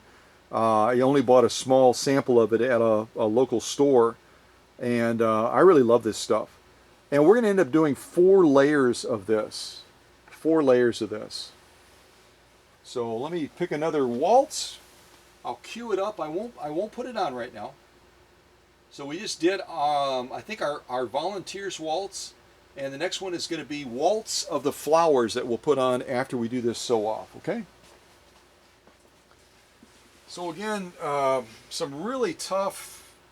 I mean, if you could feel it with your own fingers, you'd know exactly what I'm saying. Some real tough canvas. And we'll go ahead and fold it so we can get 4 layers on it. And I'm going to fold it once. We're up to 2 layers. Fold it again. We're up to 3 layers. And I have to refold that because I didn't fold it very well. There's 1 layer. There's 3 layers. Yeah, 1, 2, 3. And I think we're up to 4 layers now. 1, 2, 3, 4 layers. Math is not my strong point, apparently, especially when I'm counting it on camera. So here's what 4 layers of this canvas looks like, just so you can kind of see it. It's probably the equivalent, if I kind of turn it like that and kind of pinch it together, probably the equivalent of about 5 ounces of material. So definitely not an easy task. We're going to go ahead and buzz down this. I might kind of square this off just so we can see the stitches down and around, but I can't guarantee I'm going to close the box. Okay?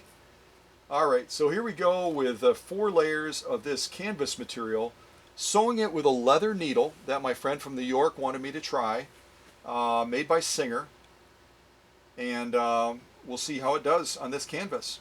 Alright, here we go, and I'm going to make sure all the elements of success are in place. Our take-up arm is all the way up.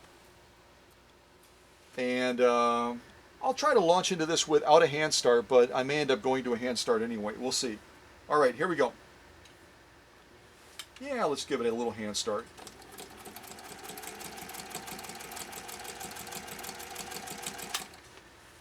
And I kind of got little gangbusters there and went too far. Alright, hopefully we can still make this turn. It's not going to be pretty, but we'll get it done.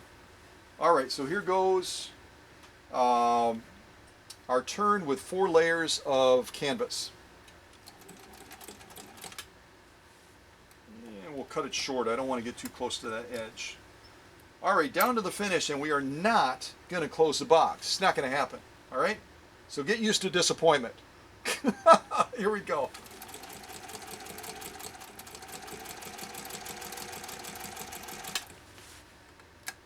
Alright, beautiful sewing job with this 101-4. Chris's 101-4 out of the great state of New York. Just performed beautifully going through this canvas.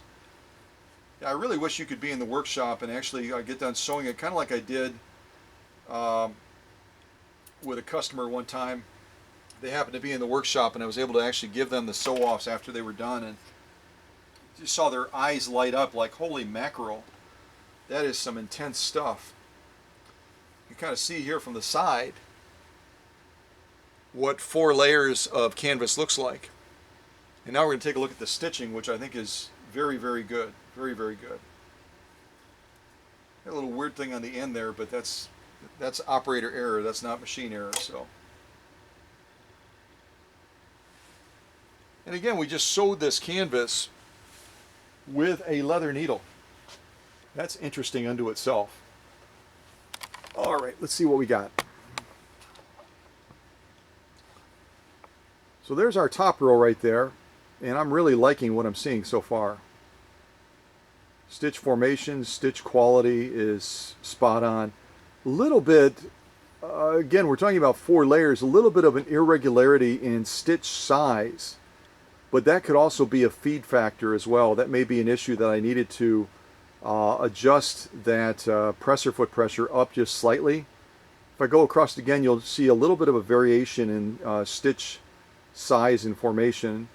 Beautiful stitches, but they vary in size. And again, that may not be that leather needle. That may be a product of inadequate presser foot pressure. But that vertical line of stitches is just spot on. A little bit of an anomaly on that last one there, but go across here. Again, beautiful stitching, a little bit of an irregularity. But again, that could be the fact that we're using a leather needle on canvas. Oh, wow. Revelation of the day. But hey, we're giving it a try. We're giving it a try to see what kind of outcome we get. So all in all, I'm very pleased with the outcome that Chris's 101-4 just did. Again, if we zoom out a little bit and look at the totality of the stitching, that's some good looking stitching right there. And again, 4 layers with a leather needle, of all things. I'm going to turn around, we'll look at that lock stitch.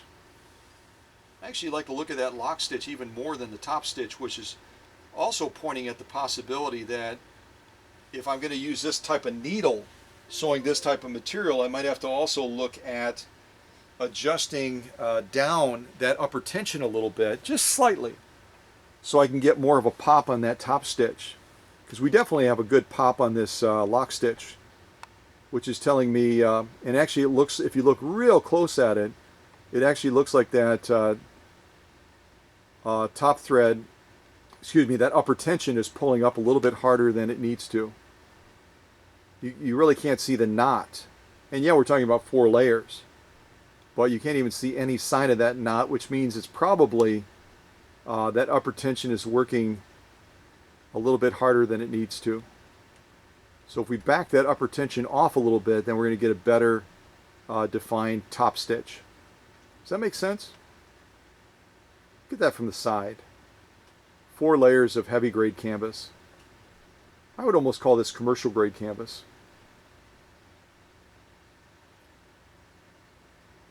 Yeah, that's what I would do. I want more definition on top. I'm going to back off that upper tension a little bit.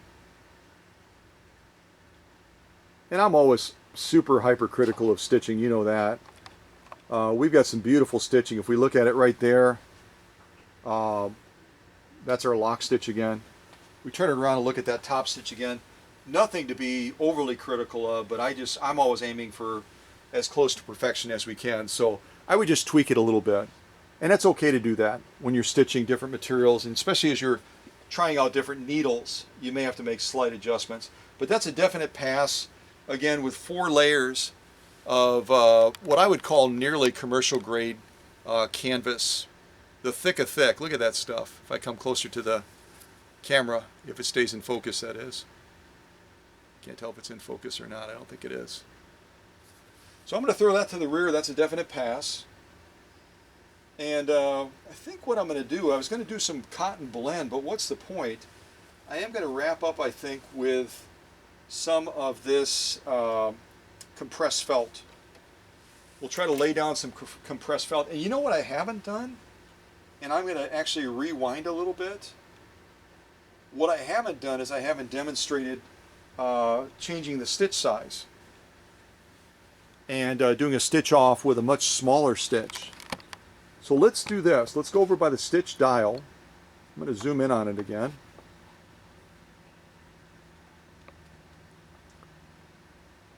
So again, you can kind of see our, where am I?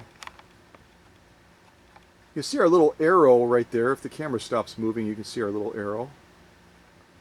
And right now we're pointed at 6 stitches per inch, which is going to give us the largest stitch that Chris's 101-4 is able to give us.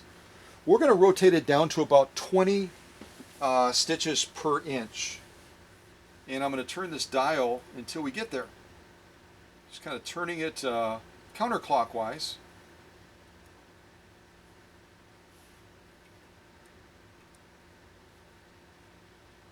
So that's right around 20 stitches per inch right now.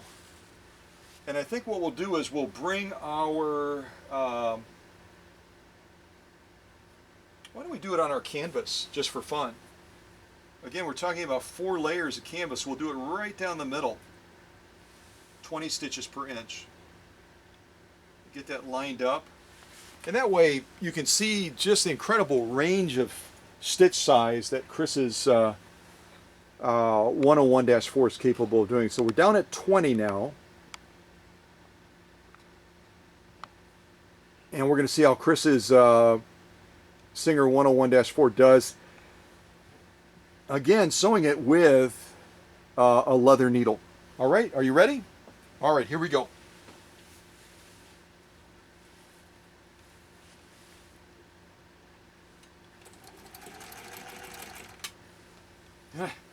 Did I go too far down? I may have gone too far down. Let me try that again.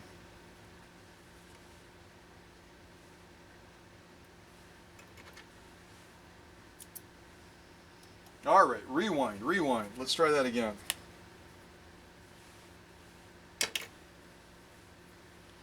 I'm also going to make a quick adjustment on my presser foot pressure as well, because this is going to be hard pressed to move this material sewing at that small of a stitch through that many layers.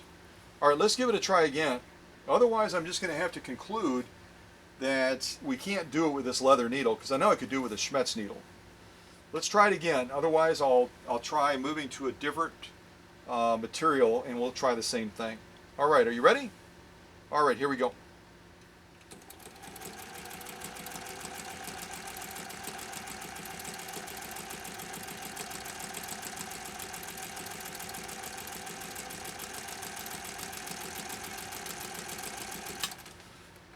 I didn't sew too straight, but I'll tell you one thing, we are actually, even on this setting, I think we're on about 18 stitches per inch. We're in the satin range with this 101-4. No wonder I was having trouble with that initial launch. We're literally in the satin range. Take a look at this.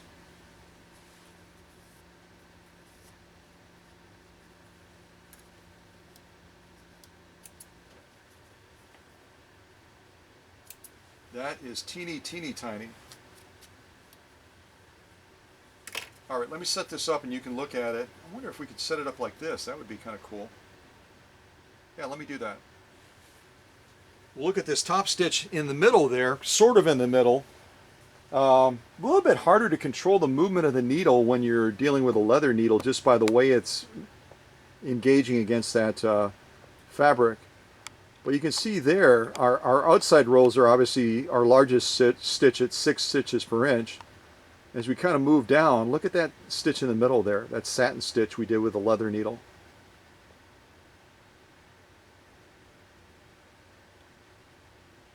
Again, not a real straight job of sewing, but all in all, I think pretty good. And again, the needle type also probably has a direct impact on how we're doing in this case.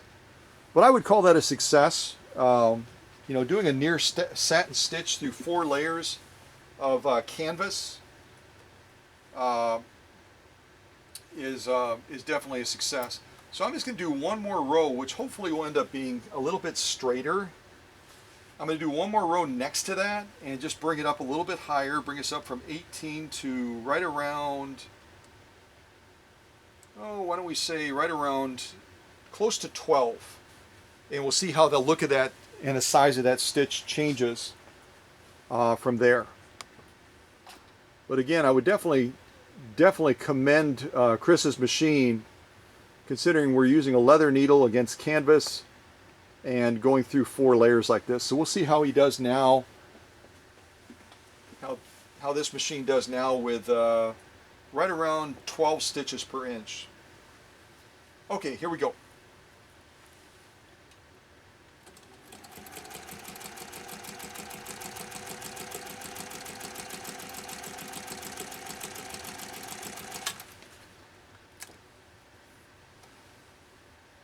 Yeah, I like the look of that. I think we're pushing this this leather needle a little bit too far when we're going all the way down to 20 stitches per inch going through canvas. I think it's almost like, yeah, that's a recipe for disaster. But we survived. We did it. So I'm going to set this up again, and you can look at all of these together through 4 layers of canvas using this Singer leather needle. And we basically have on the outer rows and on the top we've got 6 stitches per inch. We've got the satin stitch at about 20 stitches per inch on the left side, and then on the right side in the center we've got the 12 stitches per inch that we just did through these 4 layers of canvas. And I think that 12 stitch per inch I would probably use quite a bit. I like the look of that. So let's go down again.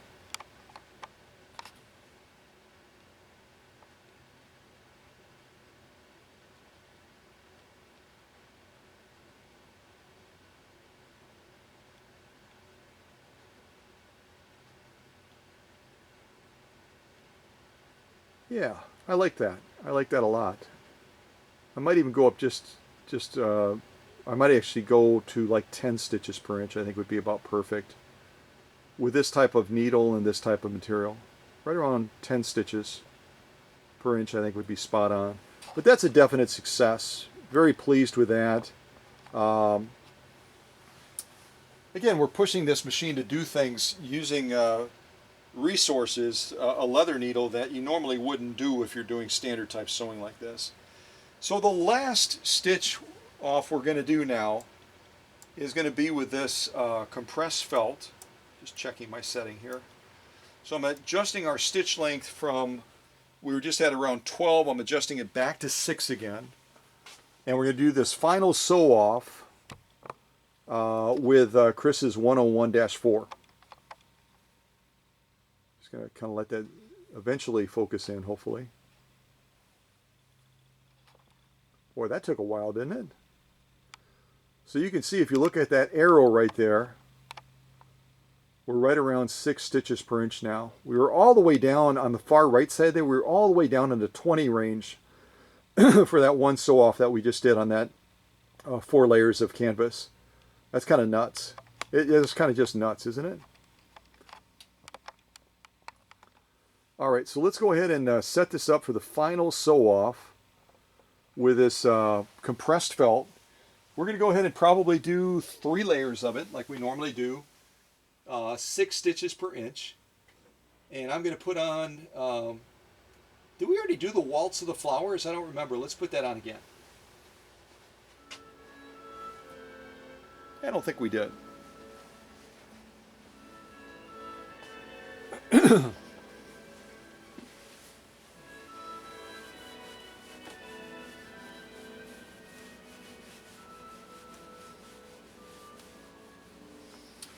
Okay, our final sew-off with this 1930 Singer 101-4 is this compressed felt, which has really challenged other machines significantly and has even broken one of my coveted Schmetz needles. How did that happen? But I'm going to go ahead and fold this and get this to lay down a little bit better, hopefully. And we'll do this final sew-off. Again, we've done all the other sewing on this leather needle, and now we're going to try something like this. I got to turn my screen around. We got to try something like this at the last. Isn't that like me? Everyone else would start with the tough stuff first when that needle is still fresh, and I wear that needle down, and then we do one of the toughest sew-offs, which is this compressed felt.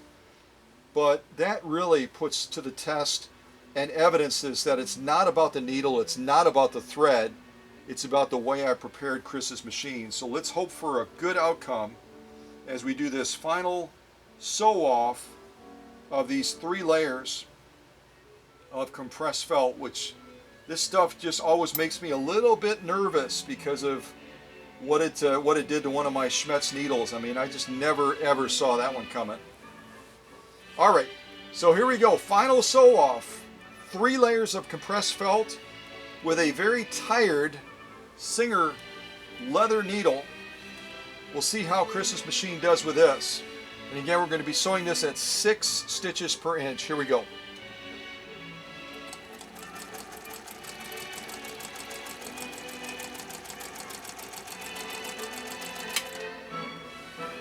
Almost went too far there. All right, here we go. We're going to turn this right here. Okay, let's go down to the finish.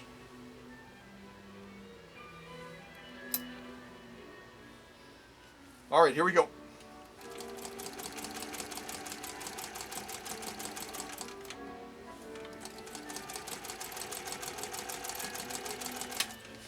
And I'm not going to close the box.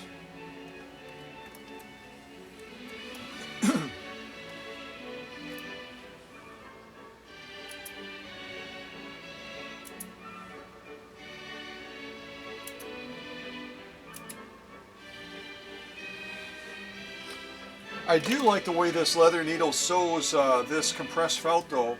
I think because of the way it punches the hole, it generally does a better job in delivering a more consistent stitch through this many layers. And you can just see that pucker factor right there in the middle. What happens with this stuff because of the layering and the density of the compressed weave on this type of material, it just gets really, really puffy in the middle. It kind of pushes that material up. And I'm going to start over here, and I'm actually going to pull these back to allow you to see them better.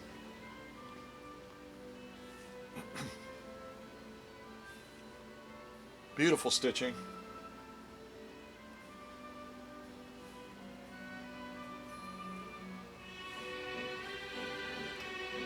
Very impressed with what this 101-4 is doing, considering where it started with a nearly dead motor, and now we're going through stuff like this. Again, look at it from the side, folks. Let me do this bottom row too for you.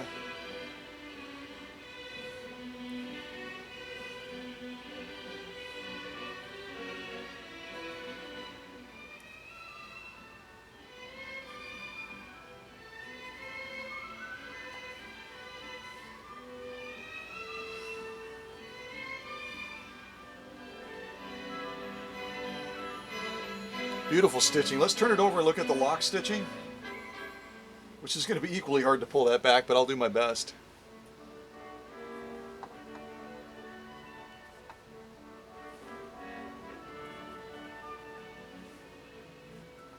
I've got like nothing to grip on the top of here.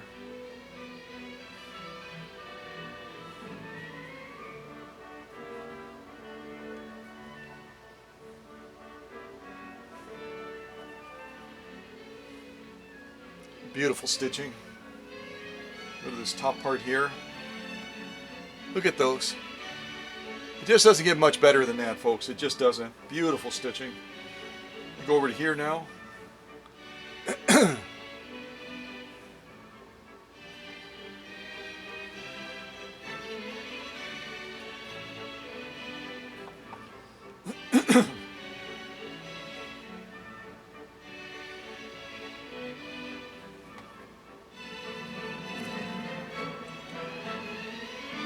My hand's actually cramping from pulling that back at that odd angle. So this is a definite pass. The 3 layers of compressed felt using a Singer leather needle. And this 101-4 Chris's machine out of New York did a fabulous job. So I'm going to throw that to the rear as well. And with that, we're done. I'm just going to pop over to Facebook and show you some of the progress shots. But real quick. Oops, wrong way. Real quick again, just kind of go over what we just sewed.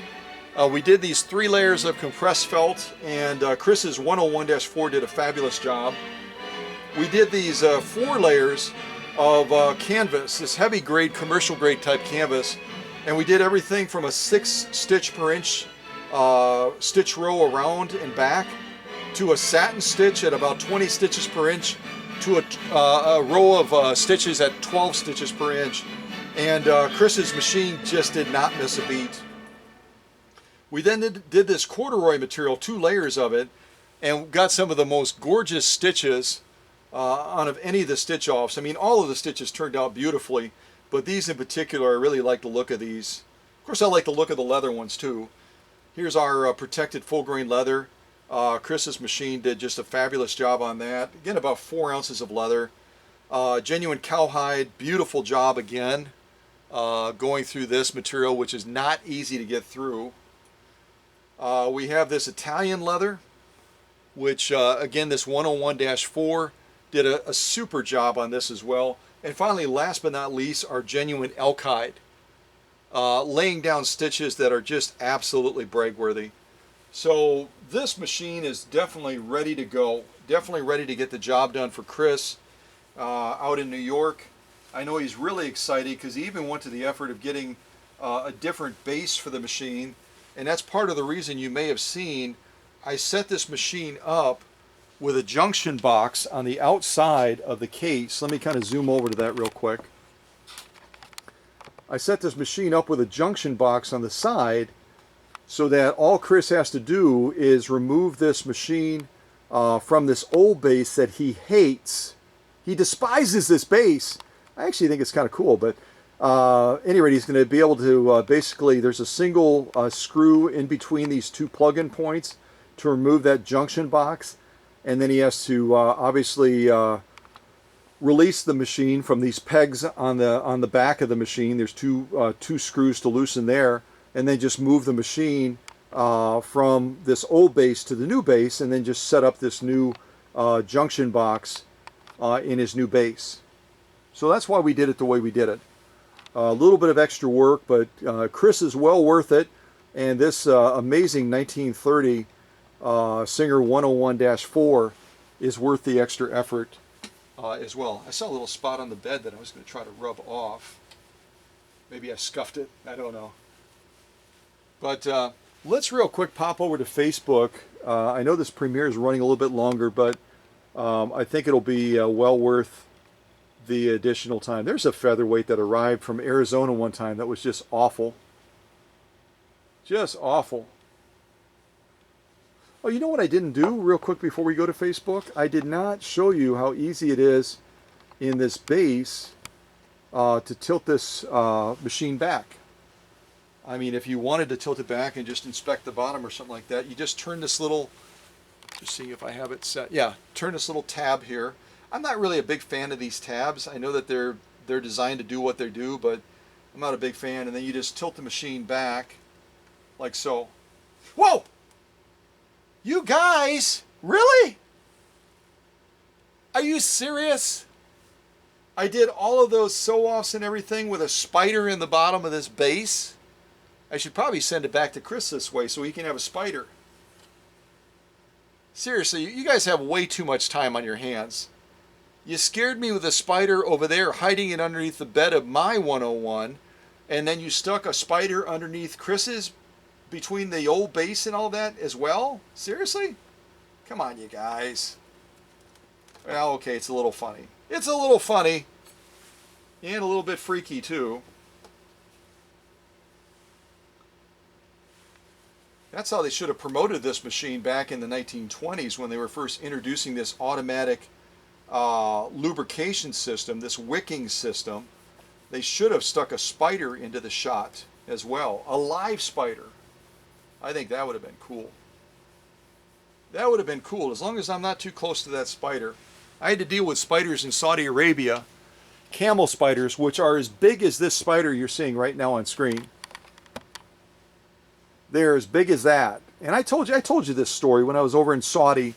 These soldiers would have, the ones that were on force protection, I was supporting a Patriot battalion, and there were soldiers out at the remote outposts where we had our Patriots set up to protect the Kingdom of Saudi Arabia from Scud missiles that were being fired at it. And the force protection soldiers that were out there basically on guard duty would get bored. And so they would create these long troughs, if you can imagine these. They would basically have these two boards, almost like 2 by 12 boards or something like that. And at one end they would put a camel spider like the one you're seeing on screen, and at the other end they would put a black scorpion. And then eventually these two little creatures would come together, and I'm not proud to say it, but they would wager bets on which one would survive. And in the majority of contests that these soldiers did, with a camel spider, again, as big as the one you're seeing on screen right now, and the black scorpion, which is a very, I mean, they are incredibly aggressive, very strong fighters. In any of the scorpion versions in the scorpion family, they're probably one of the toughest scorpions that you can possibly see in a combat situation.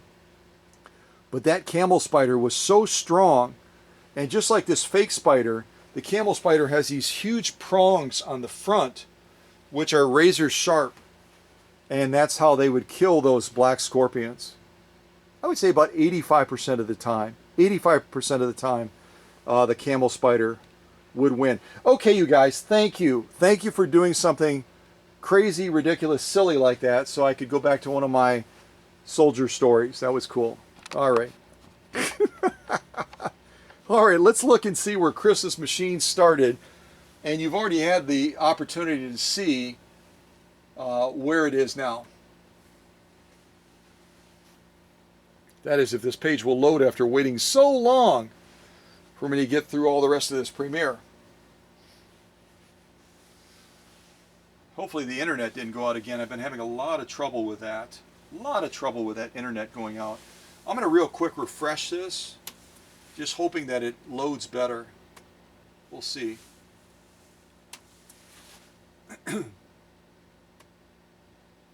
Okay. So this is kind of the starting point for Chris's 101-4. Let me zoom in on this a little bit. Again, I didn't do a huge amount of work to his paint. My focus was trying to resurrect that motor that was so troubled, as you'll see in the shots. You know, the final product of what you see on screen there, compared to, where are we? Compared to this, you can see I touched it a little bit and tried to improve the look of it. I always do. That's just the way I am.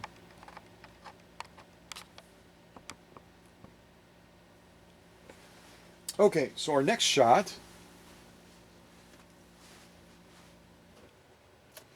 just kind of from the face plate down, you can kind of see how the machine is presenting at the beginning stages. And I just do this to kind of document the condition of the machine as well.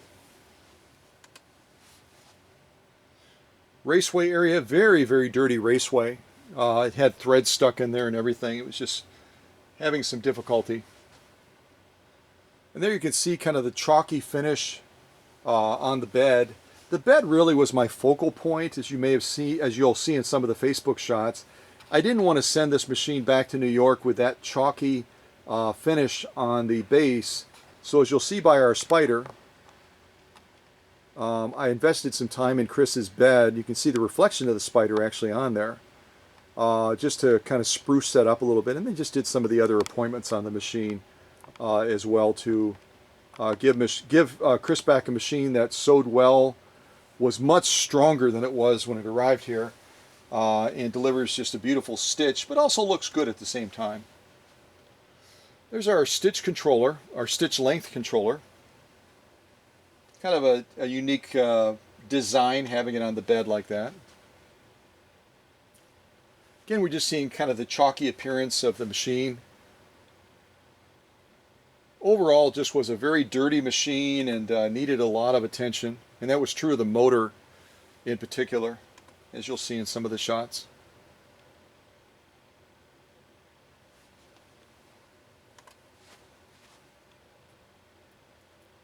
There's that nasty balance wheel that so many people have had trouble removing from the machine. We overcame it! Hey! We succeeded! So here we're kind of looking down on the machine. Again, I'm just kind of highlighting the condition of the paint.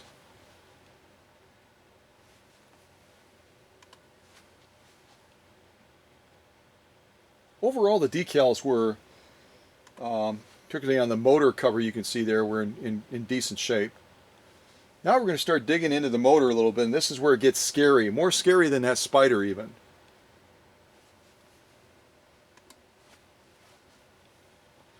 And again, there again is a nomenclature plate. You can see that gives the spec of the motor, which rates this motor at 0.6 amps. Again, I'm a little bit skeptical of that, just because I think that the improvements and the innovations that they had made into the motor by the time they came out with the 201-2 were just significantly better than the 101. They just were. And there I'm just kind of showing you the inside of the cover that has debris in it, basically because the motor has been struggling so badly and is so dirty. So here I've taken off part of the motor assembly, but I haven't removed the motor yet, so we can look at that. But I'm just showing you, look at my fingers there. You can just see how filthy the entire machine, and motor assembly in particular, is. It's just real nasty. Here I'm actually removing the motor, and as I started to take it out, I did not have a glove on initially, and then I decided to glove up because this, as I zoom into it a little bit, look at that thing. Any surprise at all as to why that machine, when it arrived at the workshop, was struggling to turn at all? Literally, it was barely turning at all because it was so gunked up and just junked up with all of that stuff. It was just horrible.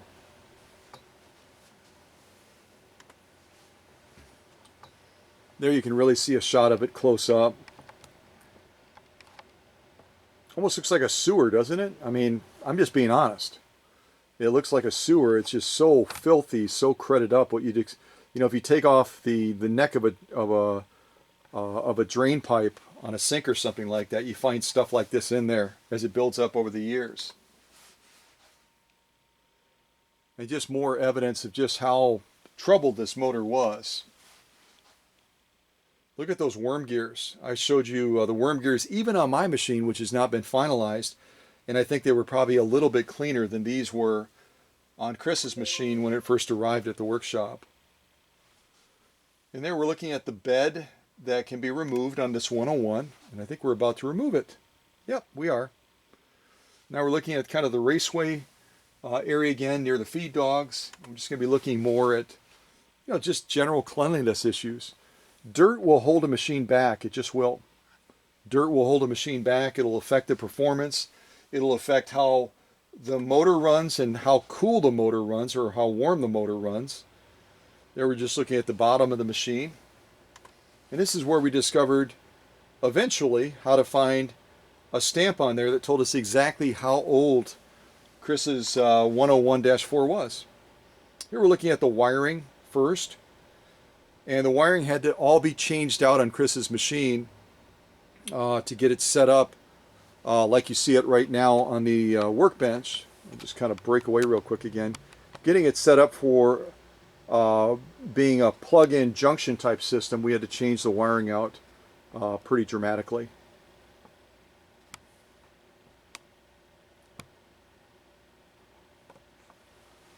You can see at this point, as I was first looking at Chris's, I had not cut that notch in the right side of Chris's old base so that I could feed those wires through there. Otherwise, if I had not done that and I wired it up, then the weight of that machine would be pressing against these wires and would potentially damage the wires. So I had to notch it out, just as it will be on the new base, so that those wires are not being crushed by the weight of the motor. There we're just looking at a distant shot of the machine with the owner's manual out front. Again, an owner's manual which has a great deal of value considering how different the 101 is from the 201 when it comes to needle position, setup, and flat side and all that kind of stuff.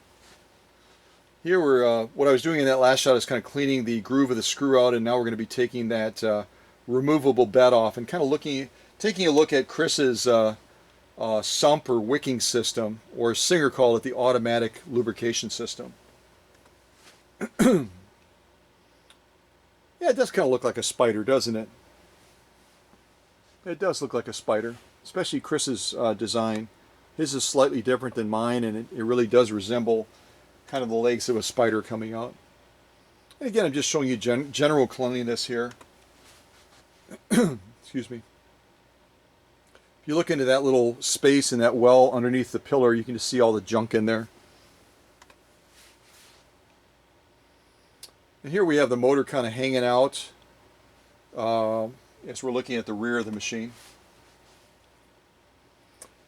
Now with my glove on, because it was almost like a hazmat thing, I'm starting to remove all of that sludge, and I'm also finding many needles in there by the worm gear as well, which were probably interfering with the free turning of that worm gear off of the motor as well. Not that it was turning much. When you talk about all the junk that was in there, it was just horrible. And here's that stamp I was talking about, October 3rd, 1930. October 3rd, 1930 is when Chris's machine was born. And again, realizing that they ended production of the 101s in 1932, Chris's machine was right near the end of the production series for this particular model, which I think is super cool. So out of the 230,475 101s that they made, Chris's would have been one of those last number series that they made of this particular model. So I think it's kind of neat. You know, before the doors closed and that model was closed out, Chris's was one of the last ones to be made. Very cool. So that's the end of those photos. I just have one more set of photos I was going to show you. I hope they're not the same. They look almost like the same. I think this is my second phase, if it actually advances.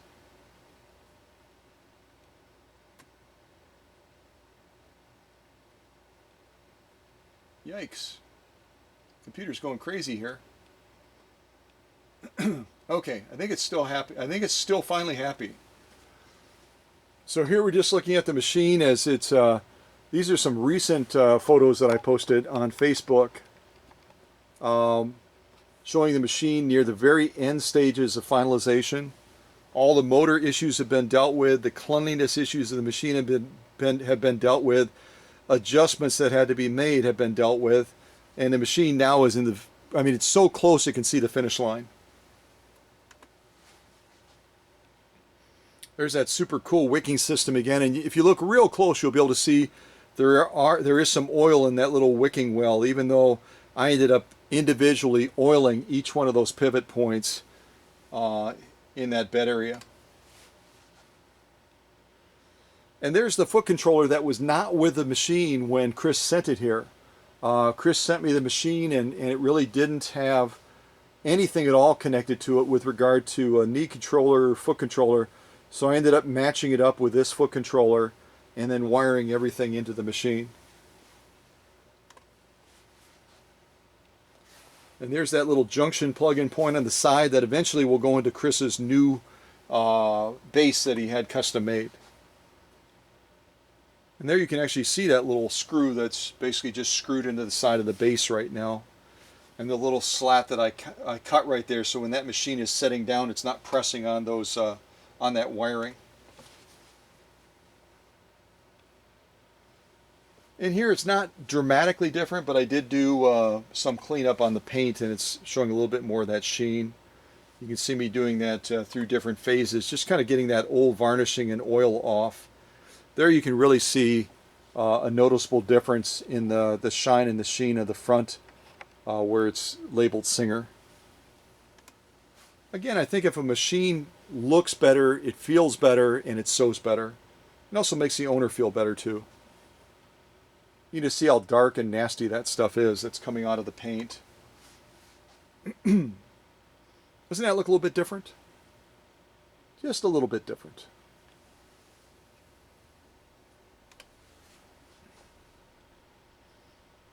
And again, just showing a couple different angles of the machine, and here's where I really went after the bed. Again, the bed is kind of a focal point of any machine as you're sewing with it. It's the thing that you look at most on the machine probably.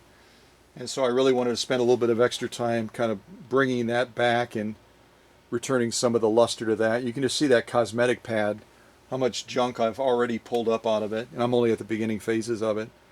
And there's what it looks like after I get done with it. What do you think? Little bit of a difference. Again, that's not part of what the customer pays me for, but it's something that I do because it's what my service includes. I want to not only address the mechanical, electrical issues, but I also want to give that machine a new sense of feeling proud, and the owner being proud of the machine as well. That's obviously the plate that the one I showed you just before that. Excuse me. That was Chris's bobbin plate when it arrived, and you can see one of the little fins on the left side is snapped off. So what I decided to do, because I liked Chris's plate better than the one that I had in the workshop, I ended up taking that little fin assembly off of mine and putting it onto Chris's, and I had to clean it up and everything as well, obviously.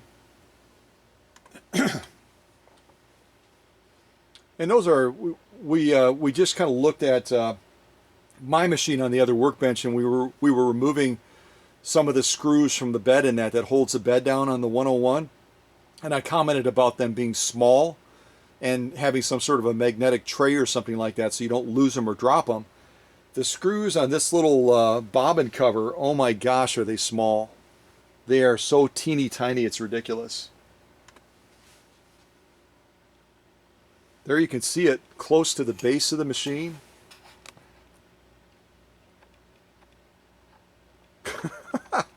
You think it wouldn't be easy to lose that? Oh yeah, definitely. That's why I love those magnetic trays. And here I'm just, continuing to transfer that that plate over, because that's the only way it's going to stay in place on Chris's machine. Otherwise it's going to fall off or rattle or something else like that. So swapping that out was essential. And there's the finished plate on the right and the old plate with the broken piece on the left. There we're working on the raceway, which is, I always call that kind of the nerve center of the machine. That's where all the magic happens. That's where the stitch is created. And here we're just cleaning out some of the holes in that of the plate that goes over the feed dogs.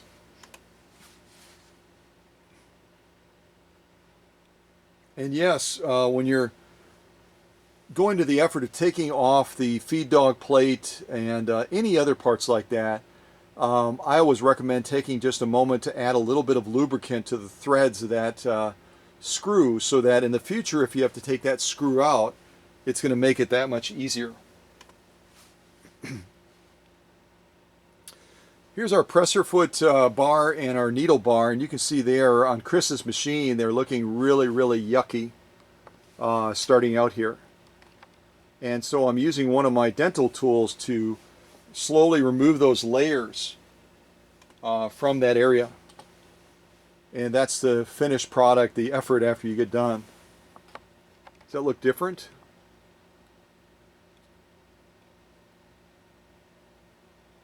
And again, if you go into your local sewing center or your repair shop, do you think that they're going to take time to do this deep cleaning and restorative process on your machine before they hand you a bill for 125 to 150 bucks? No, they're not. They can't. With the overhead that they already have, the average time that they're going to invest on a machine for a general servicing is going to be about 30 to 45 minutes. And there you can see a faceplate that is considerably happier than what the faceplate looked like when it arrived at the workshop. That's really starting to show the ornamental glory side of this 101-4. Huge difference.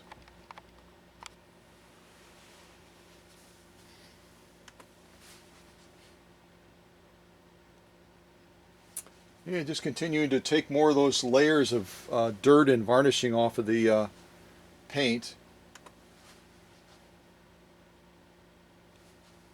We're almost at the finish line. A couple more dramatic shots of the beautiful lines of that machine. Isn't that I just think that the lines of the 101 are quite spectacular. And it really does have incredibly spacious harp space as well for turning materials.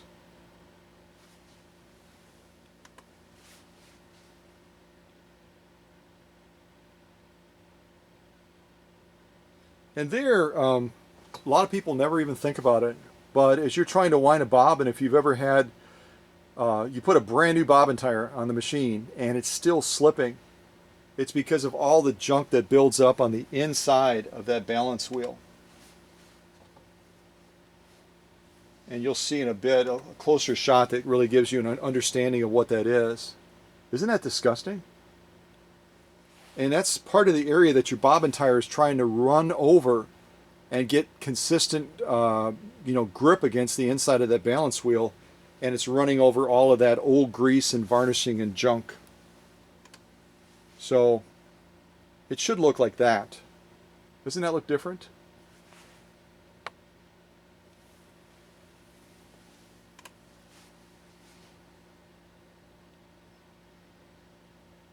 And there's the finished product right there, where you can see now when that bobbin tire is running over that that race space around the balance wheel, it's going to get really good grip. It's going to wind those bobbins more evenly, more consistently, and create a lot less frustration for Chris as well.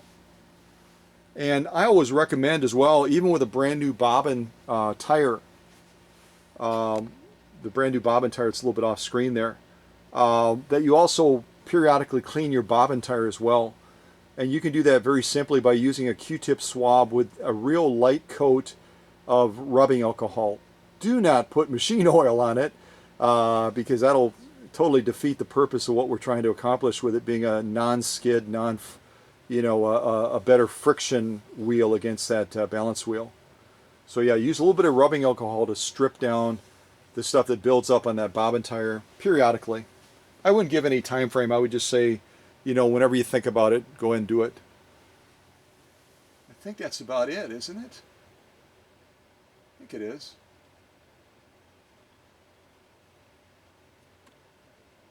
I was going to show you one last thing, if the page will load, if the internet hasn't gone out again. We'll see.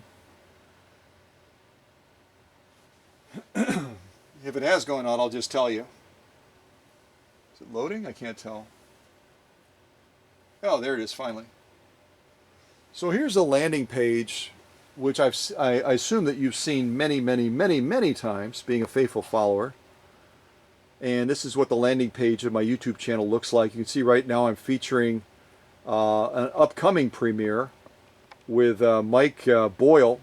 Mike Boyle, again, is a local man that brought me a Model 27 that was in horrific shape. And he said, I want it to look like Brad Stuman's that's featured on the home page of your Facebook page. And if you've never looked at Brad's machine and the transformation that I took it through, even if you're not a Facebook person, you got to go to Facebook and look at those pictures. It really highlights the level of expertise that I bring to the table when it comes to taking a machine that looks like it should be on the curb and restoring it to a point where it looks like it should be in a museum. And that's kind of what you're going to see as far as the transformation of Mike Boyle's Singer 27 in this premiere. It's going to be going live this coming Friday, September 18th. So I would strongly recommend that you not miss it at 1 o'clock Central Standard Time. But what I really wanted to focus on in this page is not that good-looking guy right there, but I wanted to focus on the fact that we are only about 30 subscribers away from our next major giveaway. Only 30 subscribers away from the next major giveaway. And again, we're going to be taking a virtual trip to Norway to visit the area that Hans Christian, my good friend and also serves as a moderator / editor on my Facebook page, we're going to be taking a virtual tour there. And Hans is going to be, I've asked him, I said, Hans, would you, I know English is not your primary language in that, and you've done a beautiful job on your letters that you posted on Facebook. But would you feel comfortable if I gave you a call by video conferencing through Facebook would you feel comfortable in actually introducing the contest? He goes, yeah, I can do that. So that's what we're going to do. Hans is actually going to introduce the next contest where we're going to be traveling to Norway. He's going to describe exactly what you need to do in order to win the Swedish Beauty that I'm going to be giving away. Yes, you heard me right. I'm going to be giving away a Swedish Beauty, and not only that, but you're going to be able to get the machine free, and the shipping is going to be free as long as you're within the U.S. and you don't live in Alaska or Hawaii. And if you're in Alaska or Hawaii, you can still win. Just like if you're an international viewer, you can still win, but you would have to then share the cost of the shipping. That's it. I hate to penalize Hawaii and Alaska and our international friends, because I love all of you. But when I'm giving away a machine that's worth hundreds and hundreds of dollars, I can't invest hundreds and hundreds more dollars in the shipping as well. It's just not, it's not something that I can budget. So I hope you understand that you can still jump into the contest and have fun if you're in Alaska, if you're in Hawaii, if you're an international viewer, and know that you're going to potentially win a fabulous machine, a Swedish Beauty, but you are going to have to share the cost of that shipping if you're in one of those three situations. If you don't live in Alaska, you don't live in Hawaii, and you're not in an international region, and you just live somewhere in the U.S. between California and, say, North Carolina, anywhere in between, then you're going to get a free machine if you win the contest, plus I'm going to ship it to you free as well. How cool is that? I mean, honestly, how many channels can you go to on YouTube anywhere that are relating to vintage sewing where someone is going to give away a fabulous machine every time they gain 1,000 subscribers? I mean, it's unheard of. And I feel privileged and honored that I'm in a position that I can do that. So I'm hoping that you're getting stoked about that contest already. It's going to be a fabulous contest. And again, we're only 30 subscribers away. There are some days where we gain 20 to 30 subscribers in one day. So you can bet your buttons that Hans and I are racing behind the scenes in trying to pull together the final framework of this contest that Hans is going to personally introduce to you when we do that premiere announcement of hitting that milestone of 9,000 subscribers. And it's not to say that Bill isn't going to be contributing as well, but Bill has been real busy down in Florida, and so Hans and I have kind of taken the lead in pulling that contest together and all the framework that's involved with it as well. Hey, you get to see my screensaver for a little bit. How cool is that? These are all pictures that I've saved to my hard drive, and so then when it goes into screensaver, you get to watch all these fun vintage posters and everything else that pop up. Plus, I've added a bunch of cow country specific stuff that eventually I'm going to post on Facebook as well. And that's actually my old workbench right there at my old location, going back probably 12 years maybe. There's my new location. Yay, I love this new location. It's fabulous. And I won't bore you with having to watch all of these, but some of them are kind of fun. And there's always reason to be thankful, right? I love this one. So there you have it. We've had excuse me, I stayed up late last night, and now I'm yawning.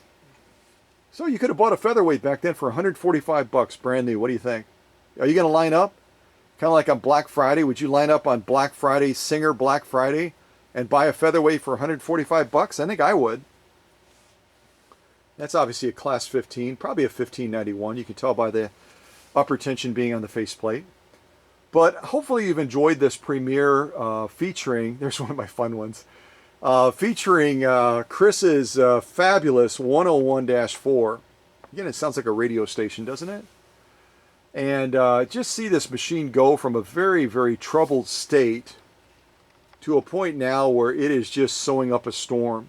Some of the materials, it needs a little bit of a hand start, but don't we all need a little bit of help sometimes? Especially if after that motor went through so much devastation, being in the condition that it was. And I brought it back, as far as I could bring it back. And I think it's performing beautifully now that it's gone through my restorative process. And I think Chris will be real excited to get this in his new base and get it all set up, minus the spider, obviously. This is one of my favorite ones. Isn't that cool? Cow country. Baby cows are just, if you've never seen a baby cow, you got to put that on your bucket list. Seriously, put that on your bucket list. So going back to, I got to get that spider out of the way. And if he starts to move, I'm probably going to knock him off and then swat him.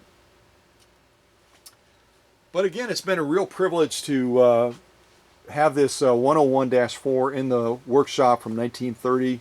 Chris, thank you so much for, like others have done, making that investment in preserving such a treasure. You know, helping to get the machine to the workshop, getting it back, you know, covering my time in doing all that I had to do to this machine to get it back to where it can be a real treasure in your collection. And especially when it gets in that new sexy looking custom base that you bought for it as well. So I'm really excited for you. I know you're excited to get this back out to New York, out to Eden, New York, E-D-E-N. It would have been kind of cool if Chris's name had been Adam, as you know, instead, or if it had been a lady owner and her name had been Eve from Eden, New York. You get it at any rate. Kind of a poor joke, but at any rate, I really appreciate Chris getting this machine to the workshop, me having the chance to work on it over these months, and now I have the excitement of being able to package it up and get it sent back to Eden, New York, where Chris can enjoy it. So you guys have a great rest of your day. If you're watching this overseas, have a great rest of your evening, and watch for other great premieres like this, where you can see machines you've never seen before.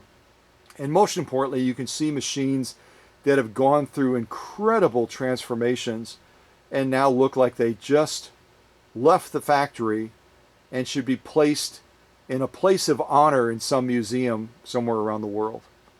So you all take care, and don't